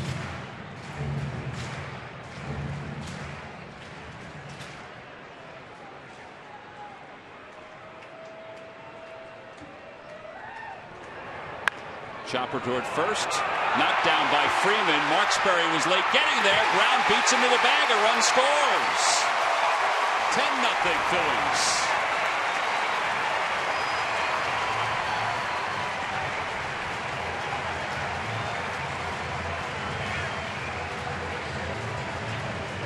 RBI number 3 for Dominic Brown. Base hit number 3. Something you very rarely see the sure-handed Freddie Freeman make a blunder. It does go down as a hit, but I think it's a play that Freddie Freeman makes 9 out of 10 times. Dominic was hustling too. They're going to try to. The Braves think that there was a chance that Brown was tagged out before he got to the bag. It looks that way. It does look that way now that we see the replay. So they're going to review this. As it turns out, Marksberry, who was late getting over, he was falling off. made a nice play to grab it, and then right there.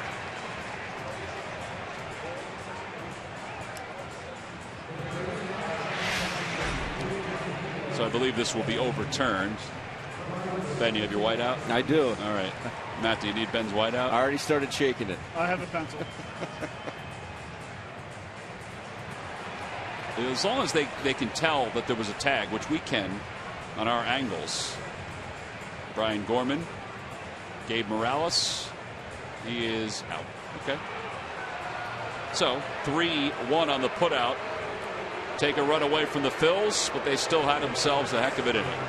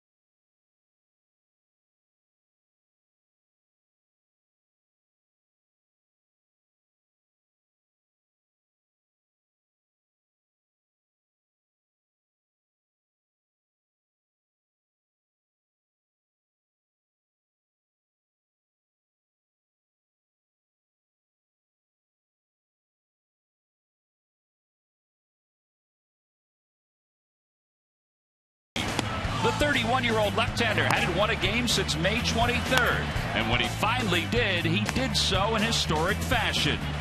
Cole posted 13 strikeouts over 129 pitches and became the first pitcher since Sandy Koufax's perfect game in 1965 to no-hit the Cubs.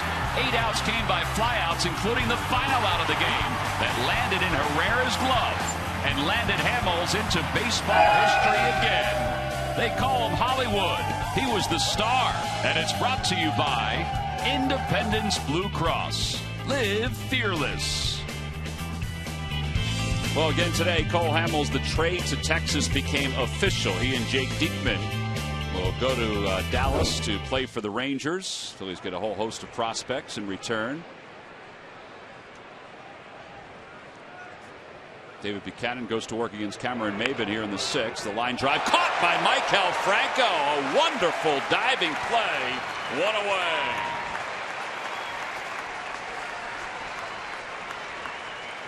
You think these kids are having fun, Ben? Wow. They sure are.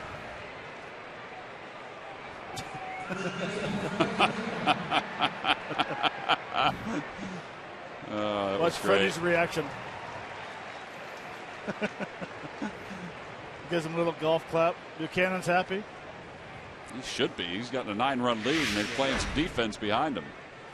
Play Freddie had earlier on in the ball game. I tell you what, on Simmons, that was outstanding. Freddie Freeman fouls one off. He got Simmons at the end of the 4th inning. Simmons so used to doing that to opposing players, he finally had it done to himself.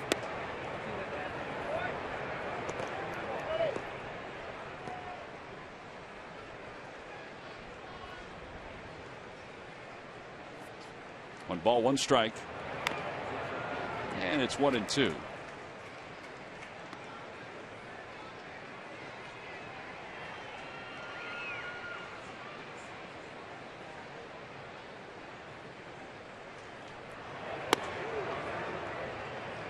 Great pitch.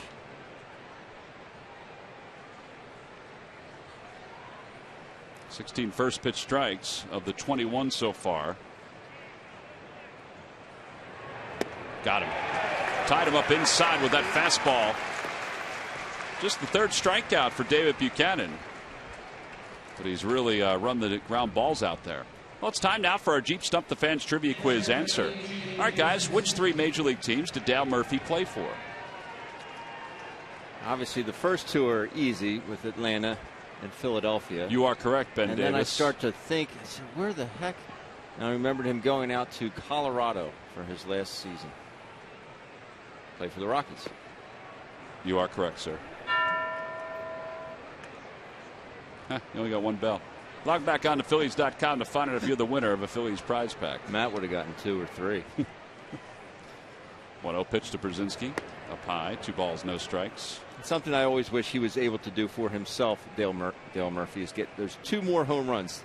Finished with a career 398 homers. 2-time MVP. Ground ball to first. Ryan Howard has it, and he'll just take it to the bag. And the side is retired. A 1-2-3 6th inning. David Buchanan has retired 9 in a row. We'll go to the bottom of the 6th inning. The Phils comfortably up 9-0.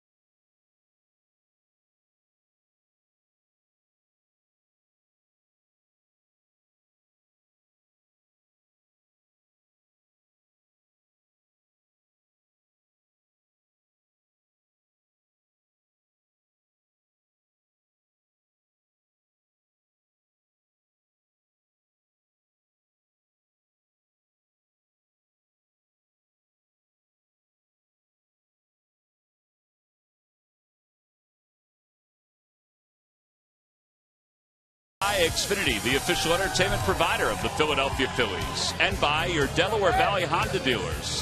Hurry to your local Delaware Honda dealer or visit DelawareHondaDealers.com. 9-0 Phillies on a night where the Phils honored Pat Burrell. They'll honor the alums all weekend long. Tomorrow is a alumni night.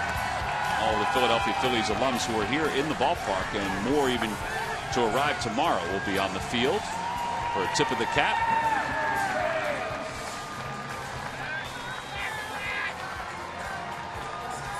It's a nice night for Pat Burrell. We mentioned that he's probably the first of many from that 2008 World Championship team who will be honored.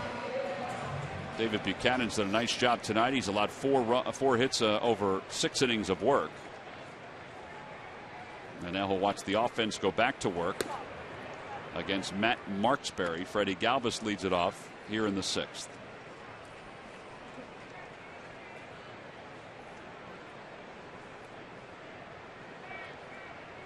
One ball, no strikes to Freddie. Pops it up left side of the infield. Simmons says he has it. One away. Let's check in with Greg Murphy. Murph. All right, Tom, thank you very much. Well, as promised earlier in the game, we have selected the Data Strong fan photo of the game. And today's photo comes from @Bob's Phils Rams. And I would really like to know how many times this picture has been taken at Citizens Bank Park. Of course, the picture with Harry Callis, the K statue out there in left field. And we ask you to tweet your strongest fan photo to #PhillyPhoto Data Strong Fan. And if you do, you might see yourself in an upcoming broadcast. It's all brought to you by the good folks at T-Mobile. I know I have one of those photos. Yeah, and I would think tonight is one of those nights where there's a lot of them because there's so many people walking the concourse that you can't help once you go to Ashburn Alley, then to Harry the K's, to then walk by that statue. Perez got a good jump and makes the catch in foul territory for the second out, and it's a beautiful statue. Phillies are very fortunate with all the statues they have here at the ballpark and also outside the ballpark. I mean, they are some great work. There's Whitey's statue out in Ashburn Alley. Of course, down the right field line outside the gates, where you may pick up tickets from time to time, is Robin Roberts' statue. It's something else. Certain people have certain talents. You can make Incredible. something like that. It blows my mind. I can't even draw a stick figure. You know, these guys are able to do things like that. It really does blow my mind.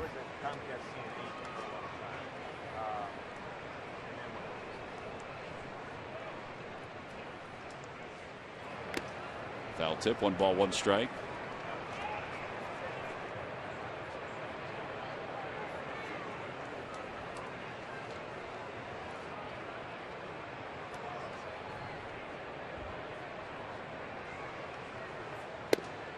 Inside, 2-1.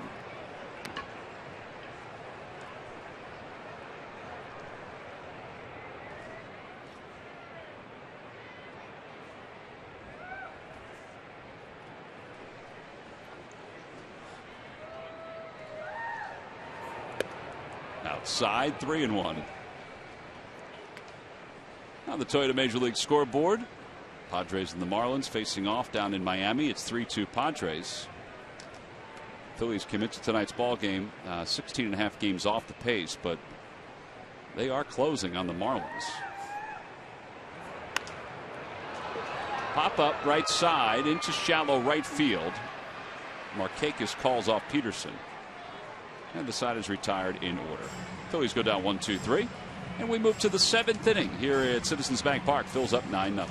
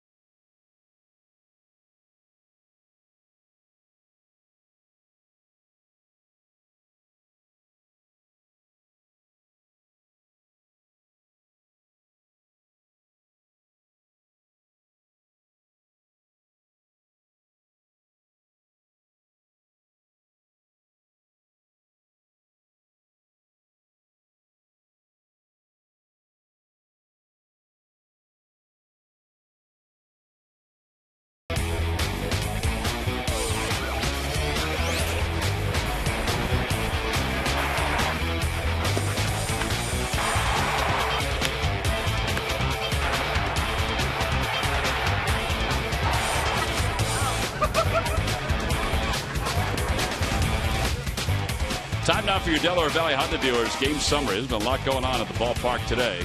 We need a roadmap with everything that's been happening. Phillies lead at 9-0, 4 in the first, 5 in the 5th inning. Ryan Howard has 4 RBIs. Dominic Brown has a 2-run home run. And as we start the 7th, Adonis Garcia will lead it off for the Braves, 0-1. Garcia is 0 for 2, a fielder's choice and a strikeout looking. Curveball in there, 0-2.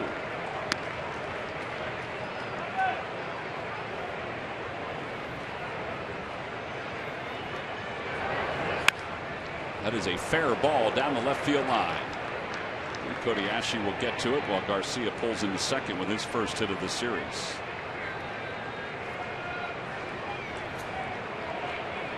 These lucky fans are tonight's Citizens 7. They will each receive a prize pack courtesy of Citizens Bank. Good banking is simple, clear, and personal, and that's helping you bank better. Citizens Bank.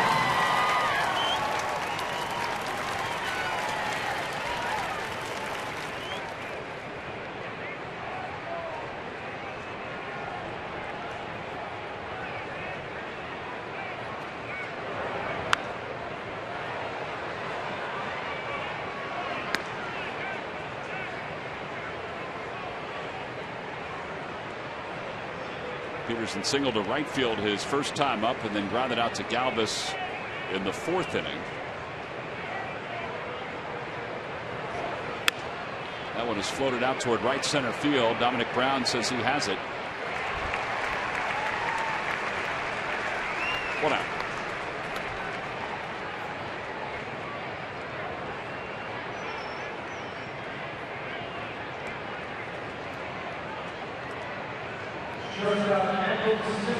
And here's Andrelton Simmons.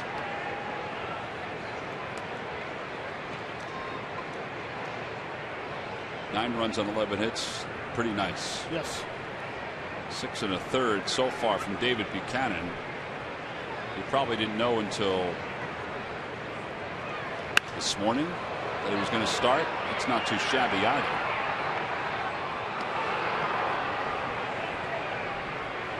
That's a long foul ball by Simmons. 0-1.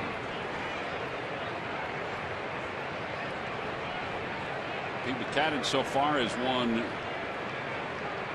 13 games as the manager of the Phillies. He's 13-16. Looks ecstatic about it.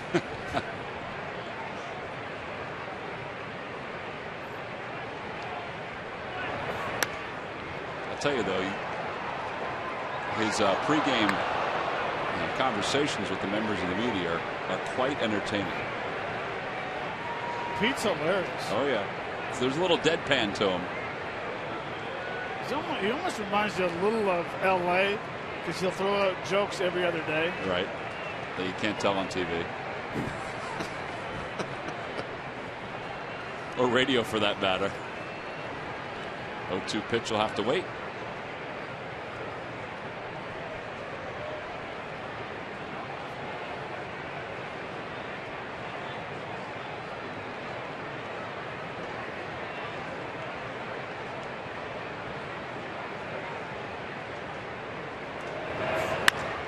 The right side. Ryan Howard ventured a little too far. Buchanan though is there, and they're 2 outs. Well, that was really nice by David Buchanan and Cesar Hernandez because he kept on going in shallow right field. You know what, Tom? I think it's actually also really nice by Ryan Howard.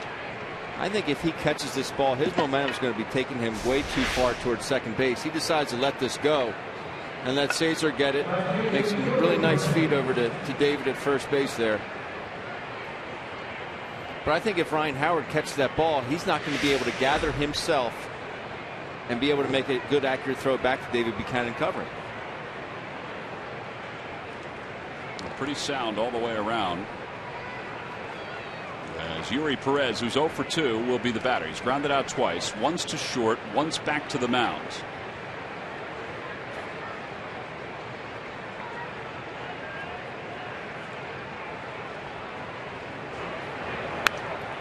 Out of play.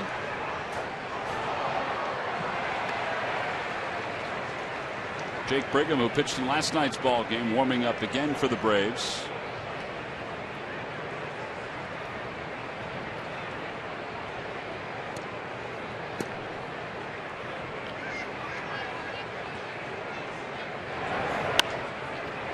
And there's a base hit to right field, so the Braves will get a run as Perez will get an RBI single. Garcia crosses the plate, and it's a 9-1 ball game. Johnny Gomes was out in the on-deck circle, and he's going to pinch hit for the Braves.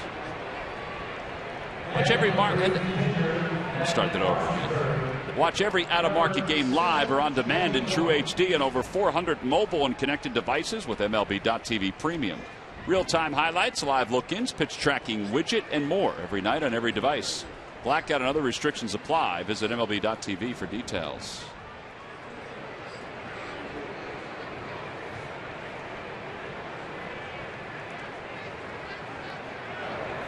Gomes takes high, 1-0. Johnny Gomes this year hitting .205. He has 4 home runs.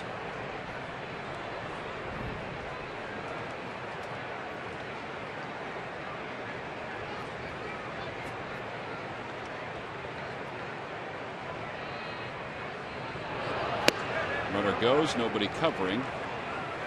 And it's a strike. 1 ball, 1 strike. Ryan Howard was not holding Perez on. So that's a fielder's choice. Defensive indifference.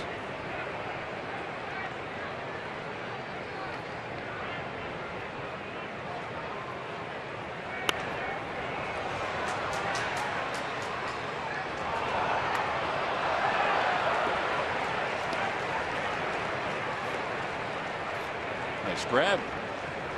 He's got his Dutch jersey on.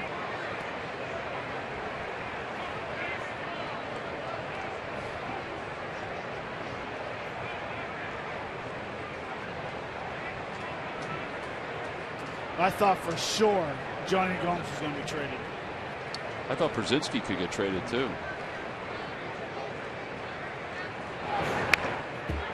But you're right, though. Gomes could be an asset to an American League team as a DH or an outfielder.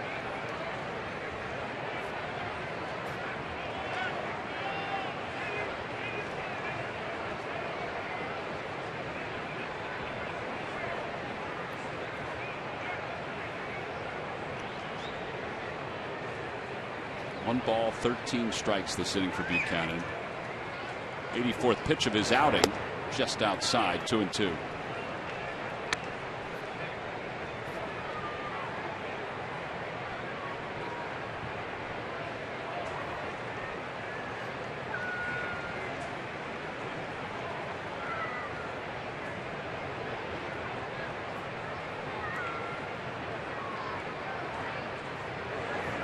Got him. Threw him an off-speed pitch, and Gomes waved at it. Side is retired. A run does score. 2 base hits. 1 man left. Pat Burrell began it, and the Phillies offense picked it up right when his speech came to a close.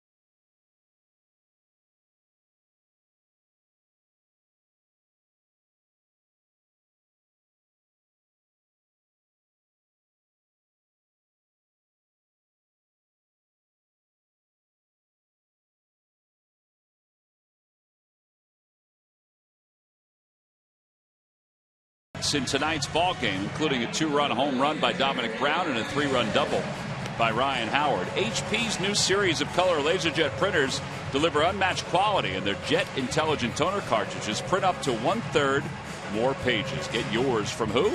But W.B. Mason today and experience the difference. Nobody beats W.B. on HP.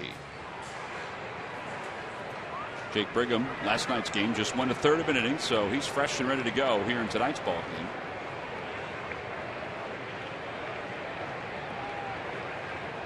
And he'll face David Buchanan as we begin the bottom of the 7th inning. Buchanan's contributed tonight. He has an RBI single. In fact, he's 1 for 3. 1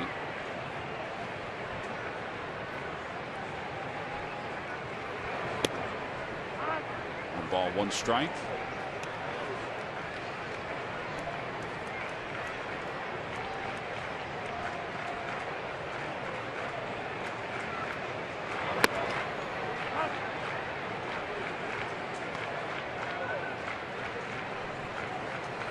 In fact, only Freddie Galvis is without a hit tonight. Last night, all of the regulars had a hit, including the starting pitcher, Aaron Harang. You think David would have been okay for him if he was rung up on that one? Yeah, since he took a step towards the dugout and decided, oh, didn't call it a strike. Now hit a double. Oh. Threw him something soft. It's not fair. Fastball. And there's 1 away. Cesar Hernandez is coming up. Well, tomorrow will be the dedication of the Phillies mural in conjunction with the Mural Arts Program of Philadelphia. Take place at the Walnut Street Bridge at 24th and Walnut Street. Festivities begin at 11. The program starts at 11:30. Arrive early as the Walnut Street Bridge will be closed and traffic congestion is expected. DeGowan will be there. Mike Schmidt, Jim Bunning, Charlie Manuel. Oops. Cesar takes one a bit outside.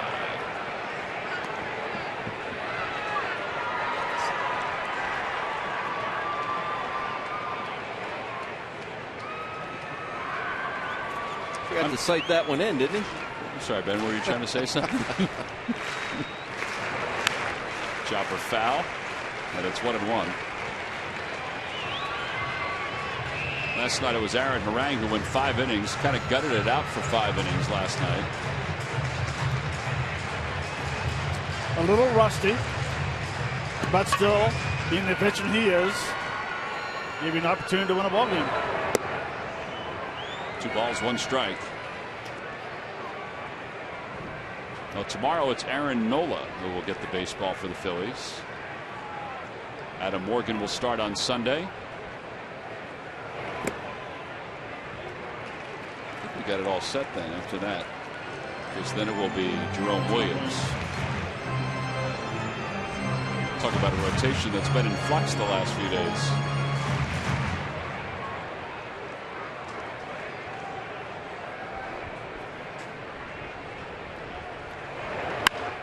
Boy, that ball is smokes. A 1 hop backhanded and knocked down by Freddie Freeman, and he just barely gets ahead of Hernandez to the bag. 2 outs.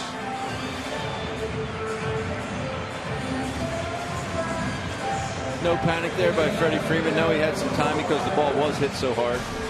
Goes to the backhand here.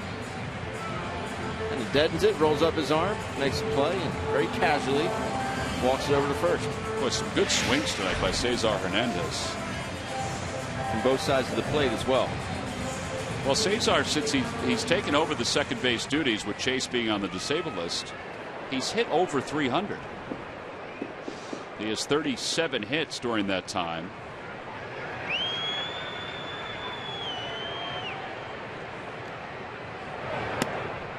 Dubel takes outside, 1-0.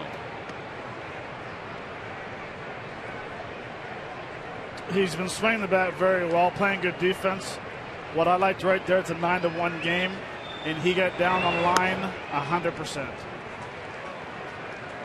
which is nice to see. A lot of guys will hit that ball to first base knowing you're going to be out, and they kind of turn the ignition off.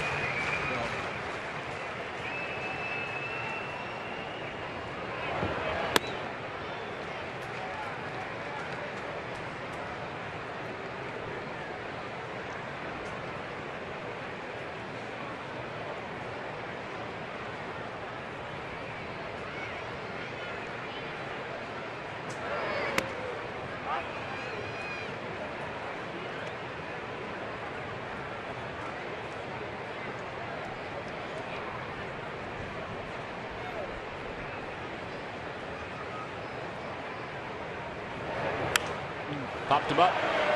over toward the Braves dugout. It's a long run for everybody involved. Pierzynski, what a play with his mask in hands. And the side is retired. Nothing across for the Phils. 7 in a row retired by the Braves bullpen. We go to the 8th.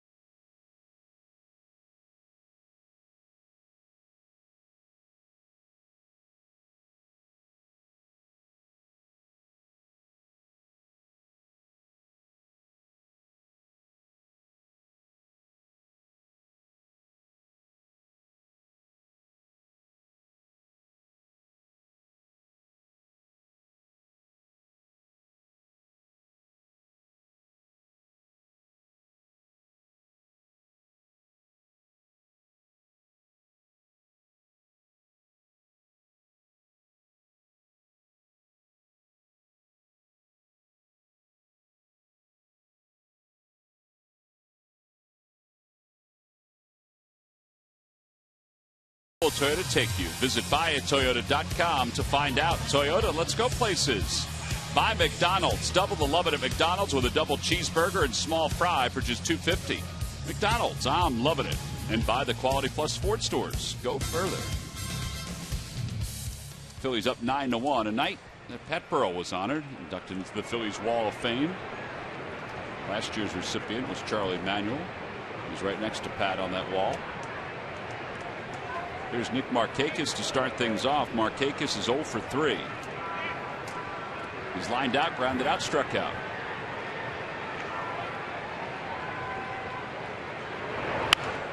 And through the hole on the left side, a base hit from Markakis. Cameron Maybin's coming up. It's time for the Major League Notebook. Murph. All right, thank you very much, Tom. Brought to you by St. Joseph's University. And well, we know the Dodgers have been adding some players via the trade deadline all this week. Guys like Matt Latos, Alex Wood, but they lost a player today. They lost their third baseman, Justin Turner. He is headed to the disabled list with a skin infection on his right thigh. So he's going to be out for a couple of weeks until that clears up. Having a good season with the Dodgers, 323 and 13 home runs so far for Justin Turner. And the Yankees, well, they're promoting their number 1 prospect, right-handed pitcher, 21-year-old Luis Severino. Brian Cashman, their general manager, saying that Severino will make his next start in the big league. So they're not exactly sure when that will be, but it will be soon. He'll make his next start in the big leagues. He's just a 6-foot, 195 kind of guy, but the 35th prospect in all of baseball, and he's coming up and going to pitch for the Yankees. A lot of that has to do with Pineda being placed on the disabled list yesterday. So Severino going to get a shot in the big leagues at an ERA of 191, guys, at AAA. Yeah, they've been high on him for a long time, even though he is only 21, arriving a little earlier than they anticipated. Yankees are trying to keep a lot of their prospects. They weren't as busy as usual at the trade deadline. As Buchanan delivers inside, 2 balls and 1 strike. And you know, the Dodgers with Turner, it started out, I think they said it as almost like a pimple on his thigh or a little blister. And then it's evolved into this infection. Now they pushed Kershaw back to tomorrow. Greinke is starting tonight. Kershaw was supposed to start today, but Greinke will start tonight. And that's because Kershaw was still bothered by a sore hip.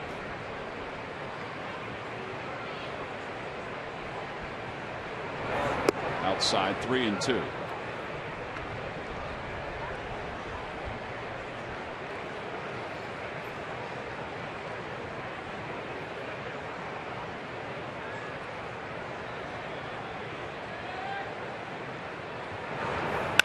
Over to second, that could be 2. Well, that is helpful. Safe at first base. is Cameron Maben. Give him credit for hustling up that line. 4-6 on the putout at second base.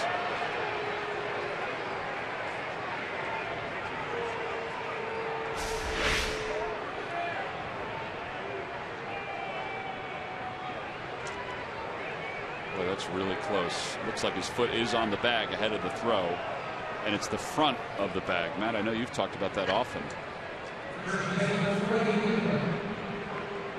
Tell you what, that ball was smoked, and he still beat it out. That's where you got to give him credit. 9-1 game. He was moving. That is the 13th ground ball out for David Buchanan tonight, which is a career high. Change up outside. 1 ball, no strikes.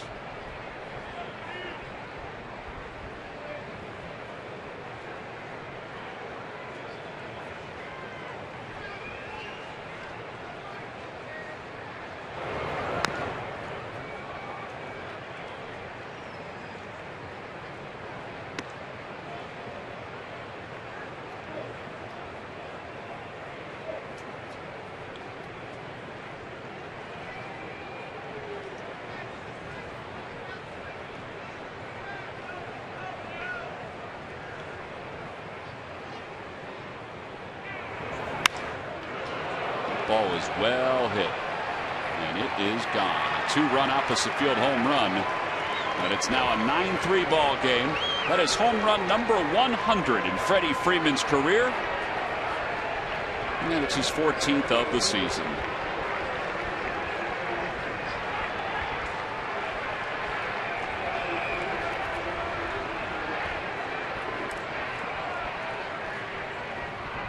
Well, and that's going to be it for Pete Buchanan, or for David Buchanan. Pete Buchanan coming out. Freddie Freeman, one of 2 players in Atlanta Braves history to have hit 100 home runs before the age of 26. So Buchanan's night is done. 95 pitches. You can already hear the crowd.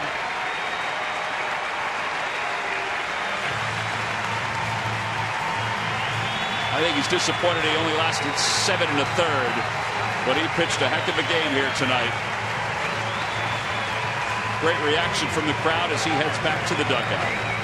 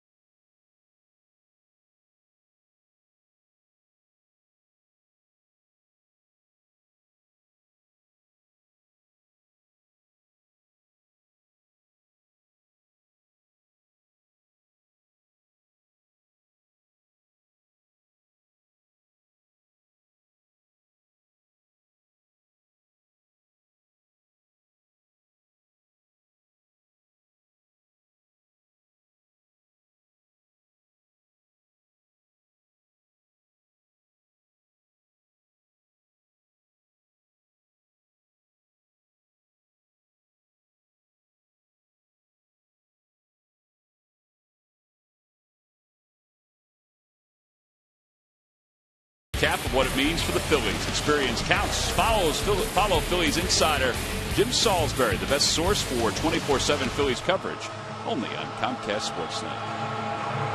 The competitor in David Buchanan wanted to get past his career high, which is 7 2/3. I'm sure he wanted to finish this ball game. A little frustrated that he couldn't get the last couple of outs here in the 8th inning, but he did his job tonight. 7 1/3, 3 runs, 8 hits.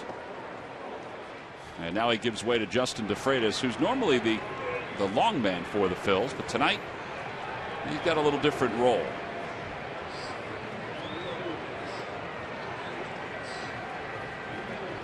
And he will face A.J. Pierzynski. 5.07 ERA for Justin. Outside 1-0.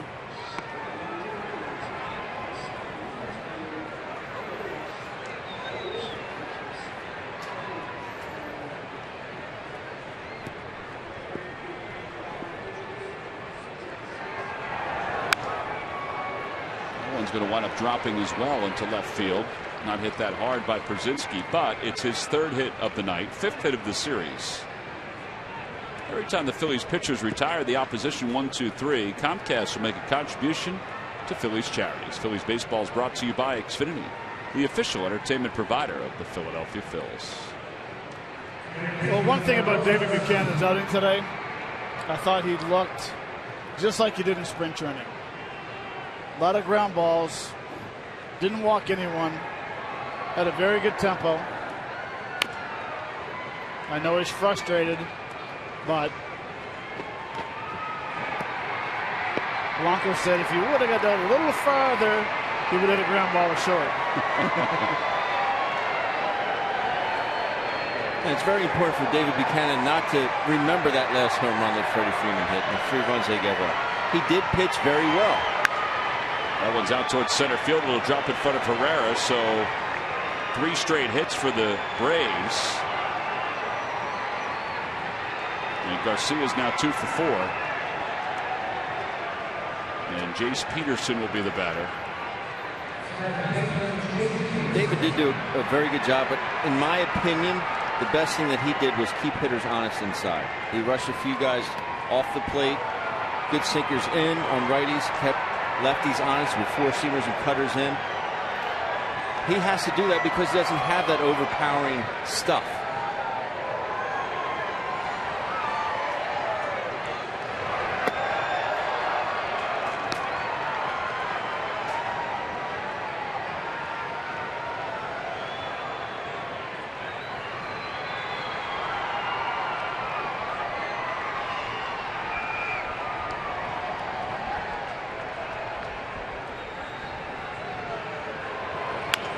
To the right side. Cesar has it. He'll get the out at first.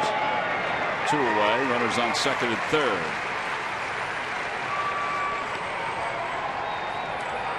And Andrelton Simmons will come up.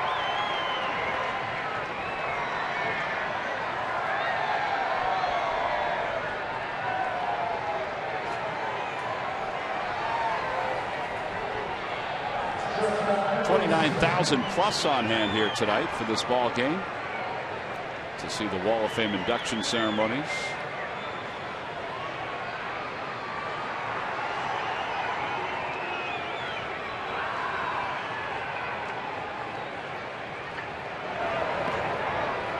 Slider, and it's 0-1.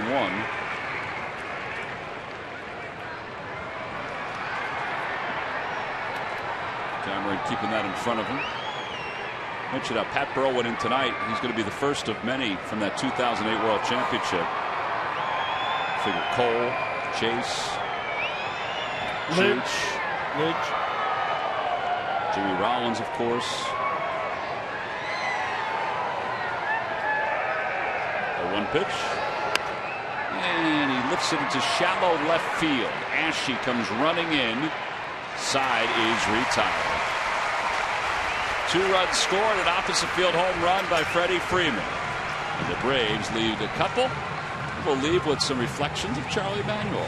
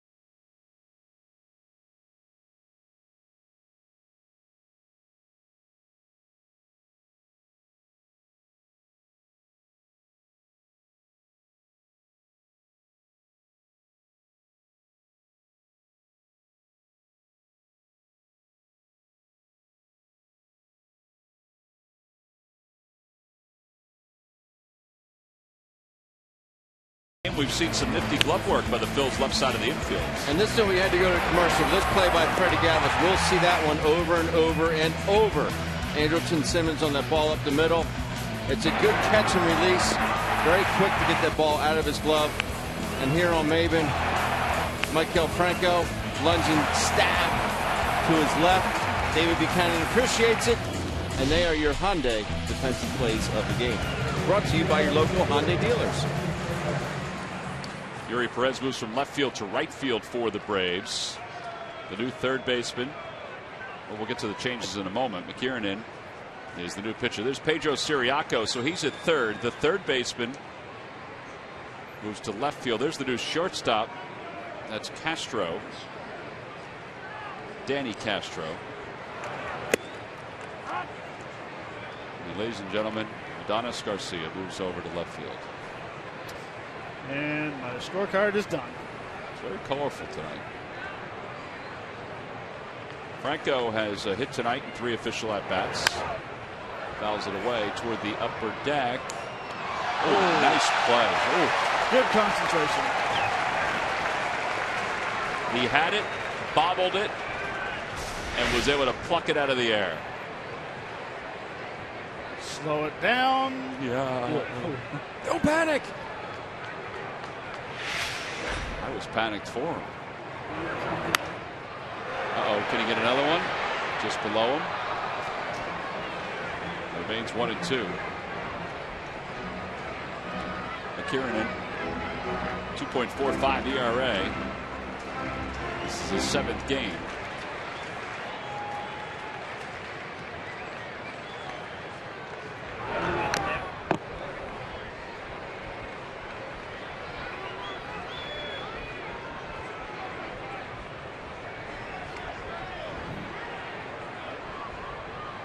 Phillies scored 4 runs in the first inning, went quiet for a few, and then scored 5 in the 5th inning.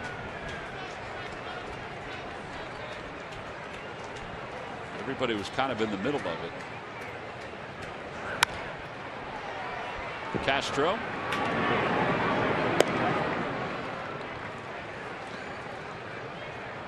And one away. Well, this Thursday, the Phillies' final Citizens Bank Business Person Special of the year, when the Phillies take on the Los Angeles Dodgers. All fans receive the Citizens Bank Pride of the Phillies poster. And the Nemours Kids Run the Bases postgame for fans 14 and under. Get your tickets now by going to Phillies.com. Phillies will then head out on the road.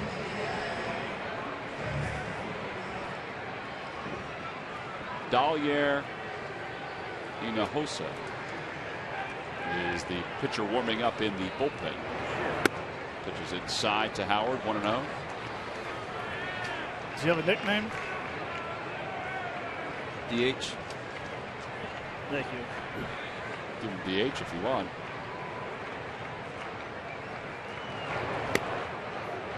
One ball, one strike. He's wearing the number 94. As Pete Buchanan talks to David Buchanan. 93 taken. I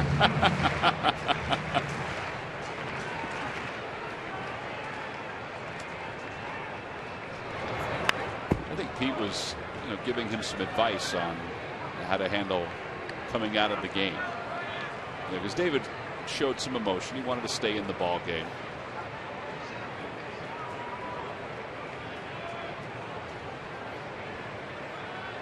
Nice job, over 7 1/3 tonight.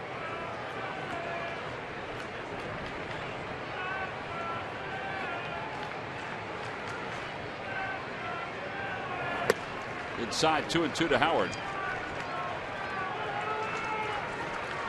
Howard's had a nice night, 4 RBIs.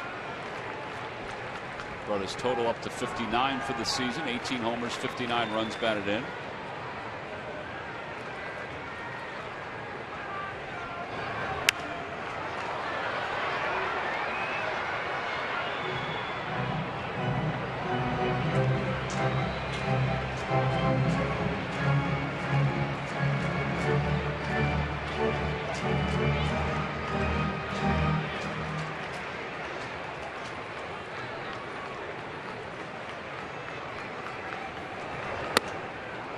High breaking ball.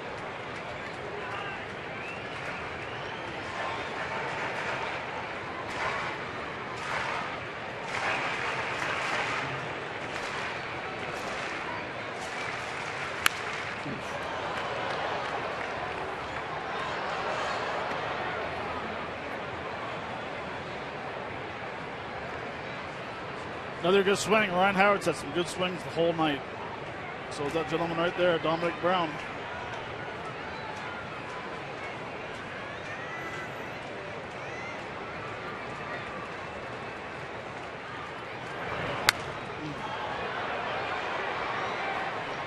'93 on that fastball. Time now for our Coors Light Cold Hard fact of the game. And Ryan Howard with 352 home runs, 101 ahead of Pat Burrell. And behind Mike Schmidt is the all-time home run leader. Ground ball into the shift. And there are 2 outs. Siriaco, that'll go down as a 5-3 putout. Siriaco makes that play. And Dominic Brown comes up.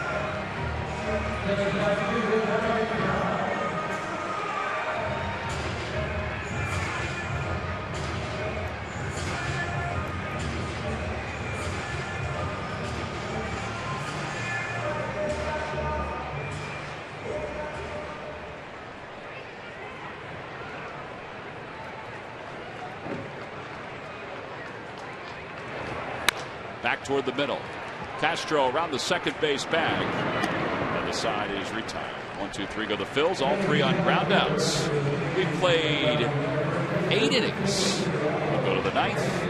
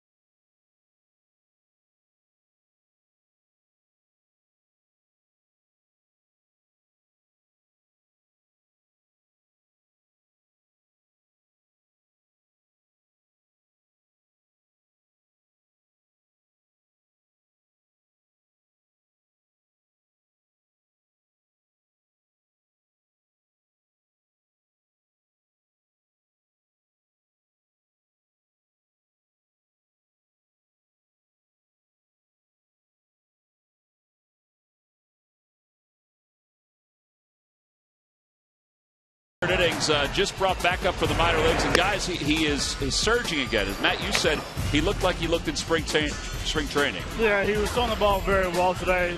I thought he had very good body motion today, making some very good pitches with his cutter, his sinker down the zone, getting a ton of ground balls when he needed to. Yeah, he's one of those guys that had a very good command of his changeup as well. So everything he threw was down the zone, except for the one pitch, the home run to left field by Freddie Freeman. Well, Justin DeFreitas then went 2/3 of an inning to secure the 8th, and now Buchanan will watch as one of his brand new teammates. There's a lot of this going on. Dalyer Hinojosa will be the new pitcher, a young man that the Phillies picked up from the Boston Red Sox. Those were his numbers in the minor leagues this year, 3.02 ERA. He's wearing the number 94, not because there weren't enough numbers for him to put on, but that was his number when he played in Cuba. First pitch is outside, 1-0.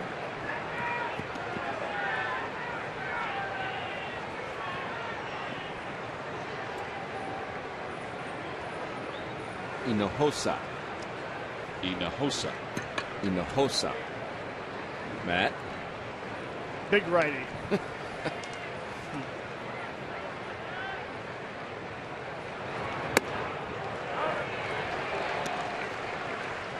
One of the issues that he had when he was with the Red Sox organization was just commands.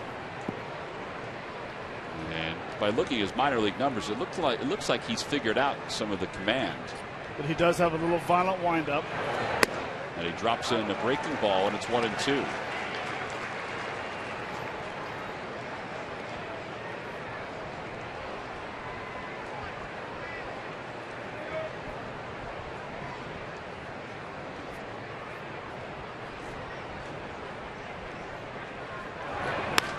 Over toward third, Michael Franco has it. And Perez is thrown out, one away. Coming up right after the ballgame, Ricky Bowe will be around to recap today's festivities here at Citizens Bank Park, including this ballgame between the Phils and the Braves. Only on Cure Auto Insurance presents Phillies Postgame Live. One out, and here's Castro up for the first time. Hinojosa is the first Philly to ever wear the number 94 in a regular season game.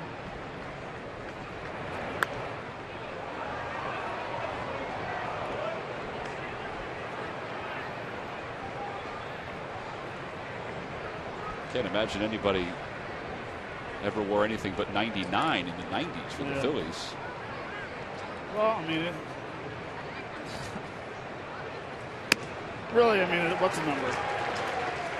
You wear 1,000 up here if you're only in the big leagues. Very good point. Hinojosa. Same thing. Had this. He had. I'll get that. I'll get it right by tomorrow. I got you. I'm going to practice tonight. A little early work. Yes, the PSP. Meets you in the cage.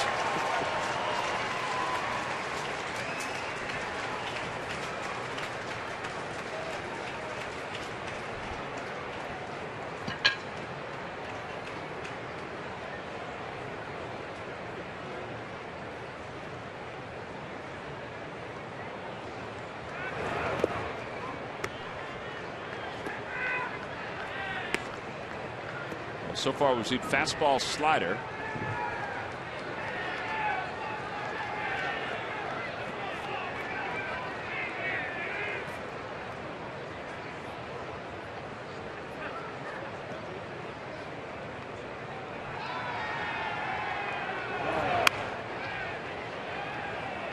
The slider that backed up. So it remains 1 ball, 2 strikes.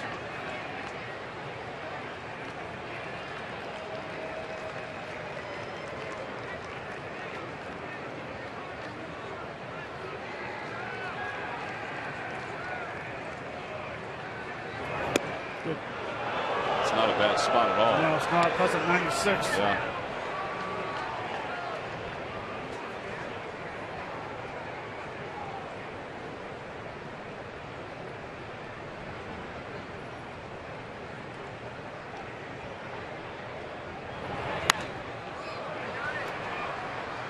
Talk about a max effort guy, Tom.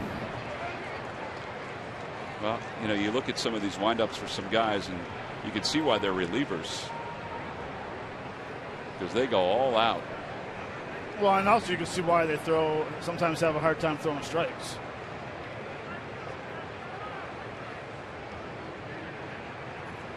Well, his velocity is sat 95, 96, which is what we were told. Well, we were told he'd be around 94, which obviously is not too far off. But there's an adrenaline rush here. 2-2.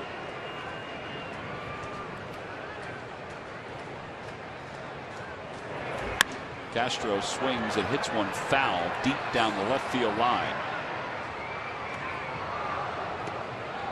It's 2 off that facade tonight.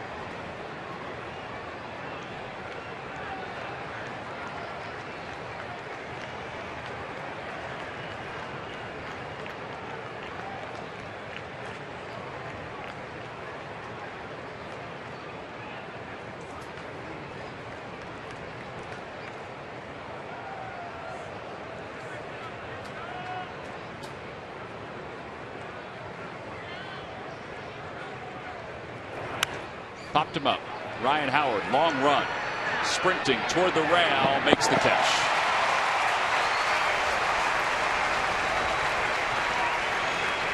Big man was moving pretty quick. Yeah, there are 2 outs. You just want to make sure you get over there and pick out a spot. Run to the spot. That's what he did.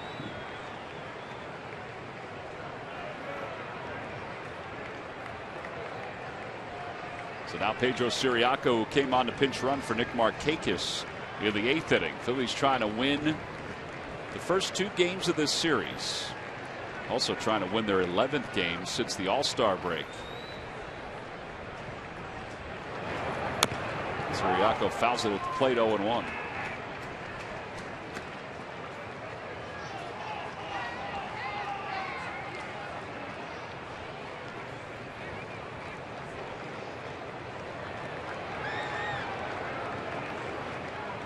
AJ Pierzynski's had a couple hits here tonight. 3 actually, and 5 in the series. But for the Braves overall, even though double digits in hits, only 3 runs. 95-mile-an-hour fastball cut on and missed. 0-2. That looks like a dejected squad over there. It does. That third base dugout.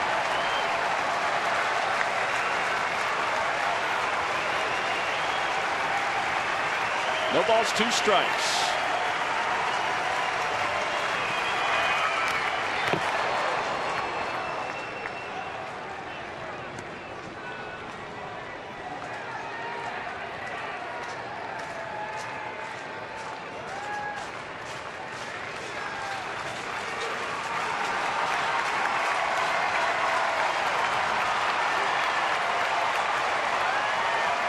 That's how the night started, honoring Pat Burrell. Fly ball center field, pretty well hit. Herrera's going back toward the track. He's under it and leaps for good measure and makes the catch. And the Phils have taken the first 2 games of this series. Tonight, a convincing 9-3 victory over the Atlanta Braves. Well, Freddie Gonzalez's team did manage 10 hits here tonight, but they had a little sloppiness about their play. The Phillies rode the offense of Ryan Howard, Dominic Brown. Howard is our Chevrolet player of the game, a 4 RBI night for the veteran. He's the elder statesman. 2 runs scored, couple walks. Dominic Brown, you saw him. He launched another home run, back-to-back nights for Brown with home runs. And all around, a very nice victory for the Phils. And again, they have the best record in baseball since the All-Star break. Let's take a look at our WB Mason deliveries of the game. Well, comes back all the way in the first inning. Bases loaded, Ryan Howard. Nice job hitting the ball to right center. Scoring Hernandez, Herrera, and Franco all the way from first base. Padres getting up 3-0. Then in the 5th inning, Dominic Brown gets a fastball up in the zone, destroys it to the Freitas into the bullpen for his 2nd home run. 2 in 2 nights. That's your WB Mason deliveries of the game. And now Ryan Howard's down with Greg Murphy. All right, thank you very much, guys. Yep, here with Ryan Howard, and well, 9 runs on the board, and you got it all started with the big hit. I think you said to either Matt or Ben earlier in the week that you're just seeing the ball real well. That's what it looks like up at the plate. Just trying to be relaxed, just trying to put together good ABs. That situation. Figured he was going to try to get ahead and just, let the fastball right down the middle and just try to jump on it. And for the last 2 nights, it's fun when everybody gets involved, and just about everybody is getting involved in the offense, and it shows. Yeah, it's been great. We've had a total team effort on both sides of the ball. Had some great defense, great pitching. Buck was great tonight, and guys coming up with hits when we need them. It's been a weird week, obviously, and you're the perfect guy to ask about Cole Hamels. You see him move on to a new organization. Your thoughts about getting a chance to play with him? It was a great ride. I love Cole. We came through the organization together.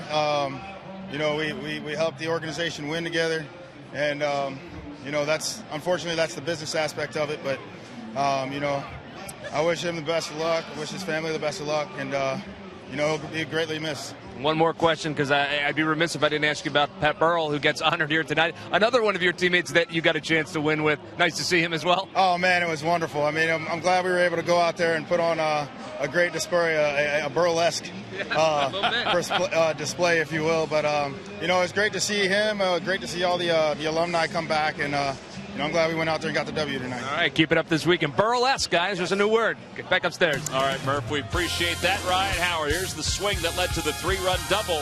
Back in the first inning, it was a 4-run first, a 5-run fifth, and the Phillies win it 9-3. They hand the Braves their 5th straight loss.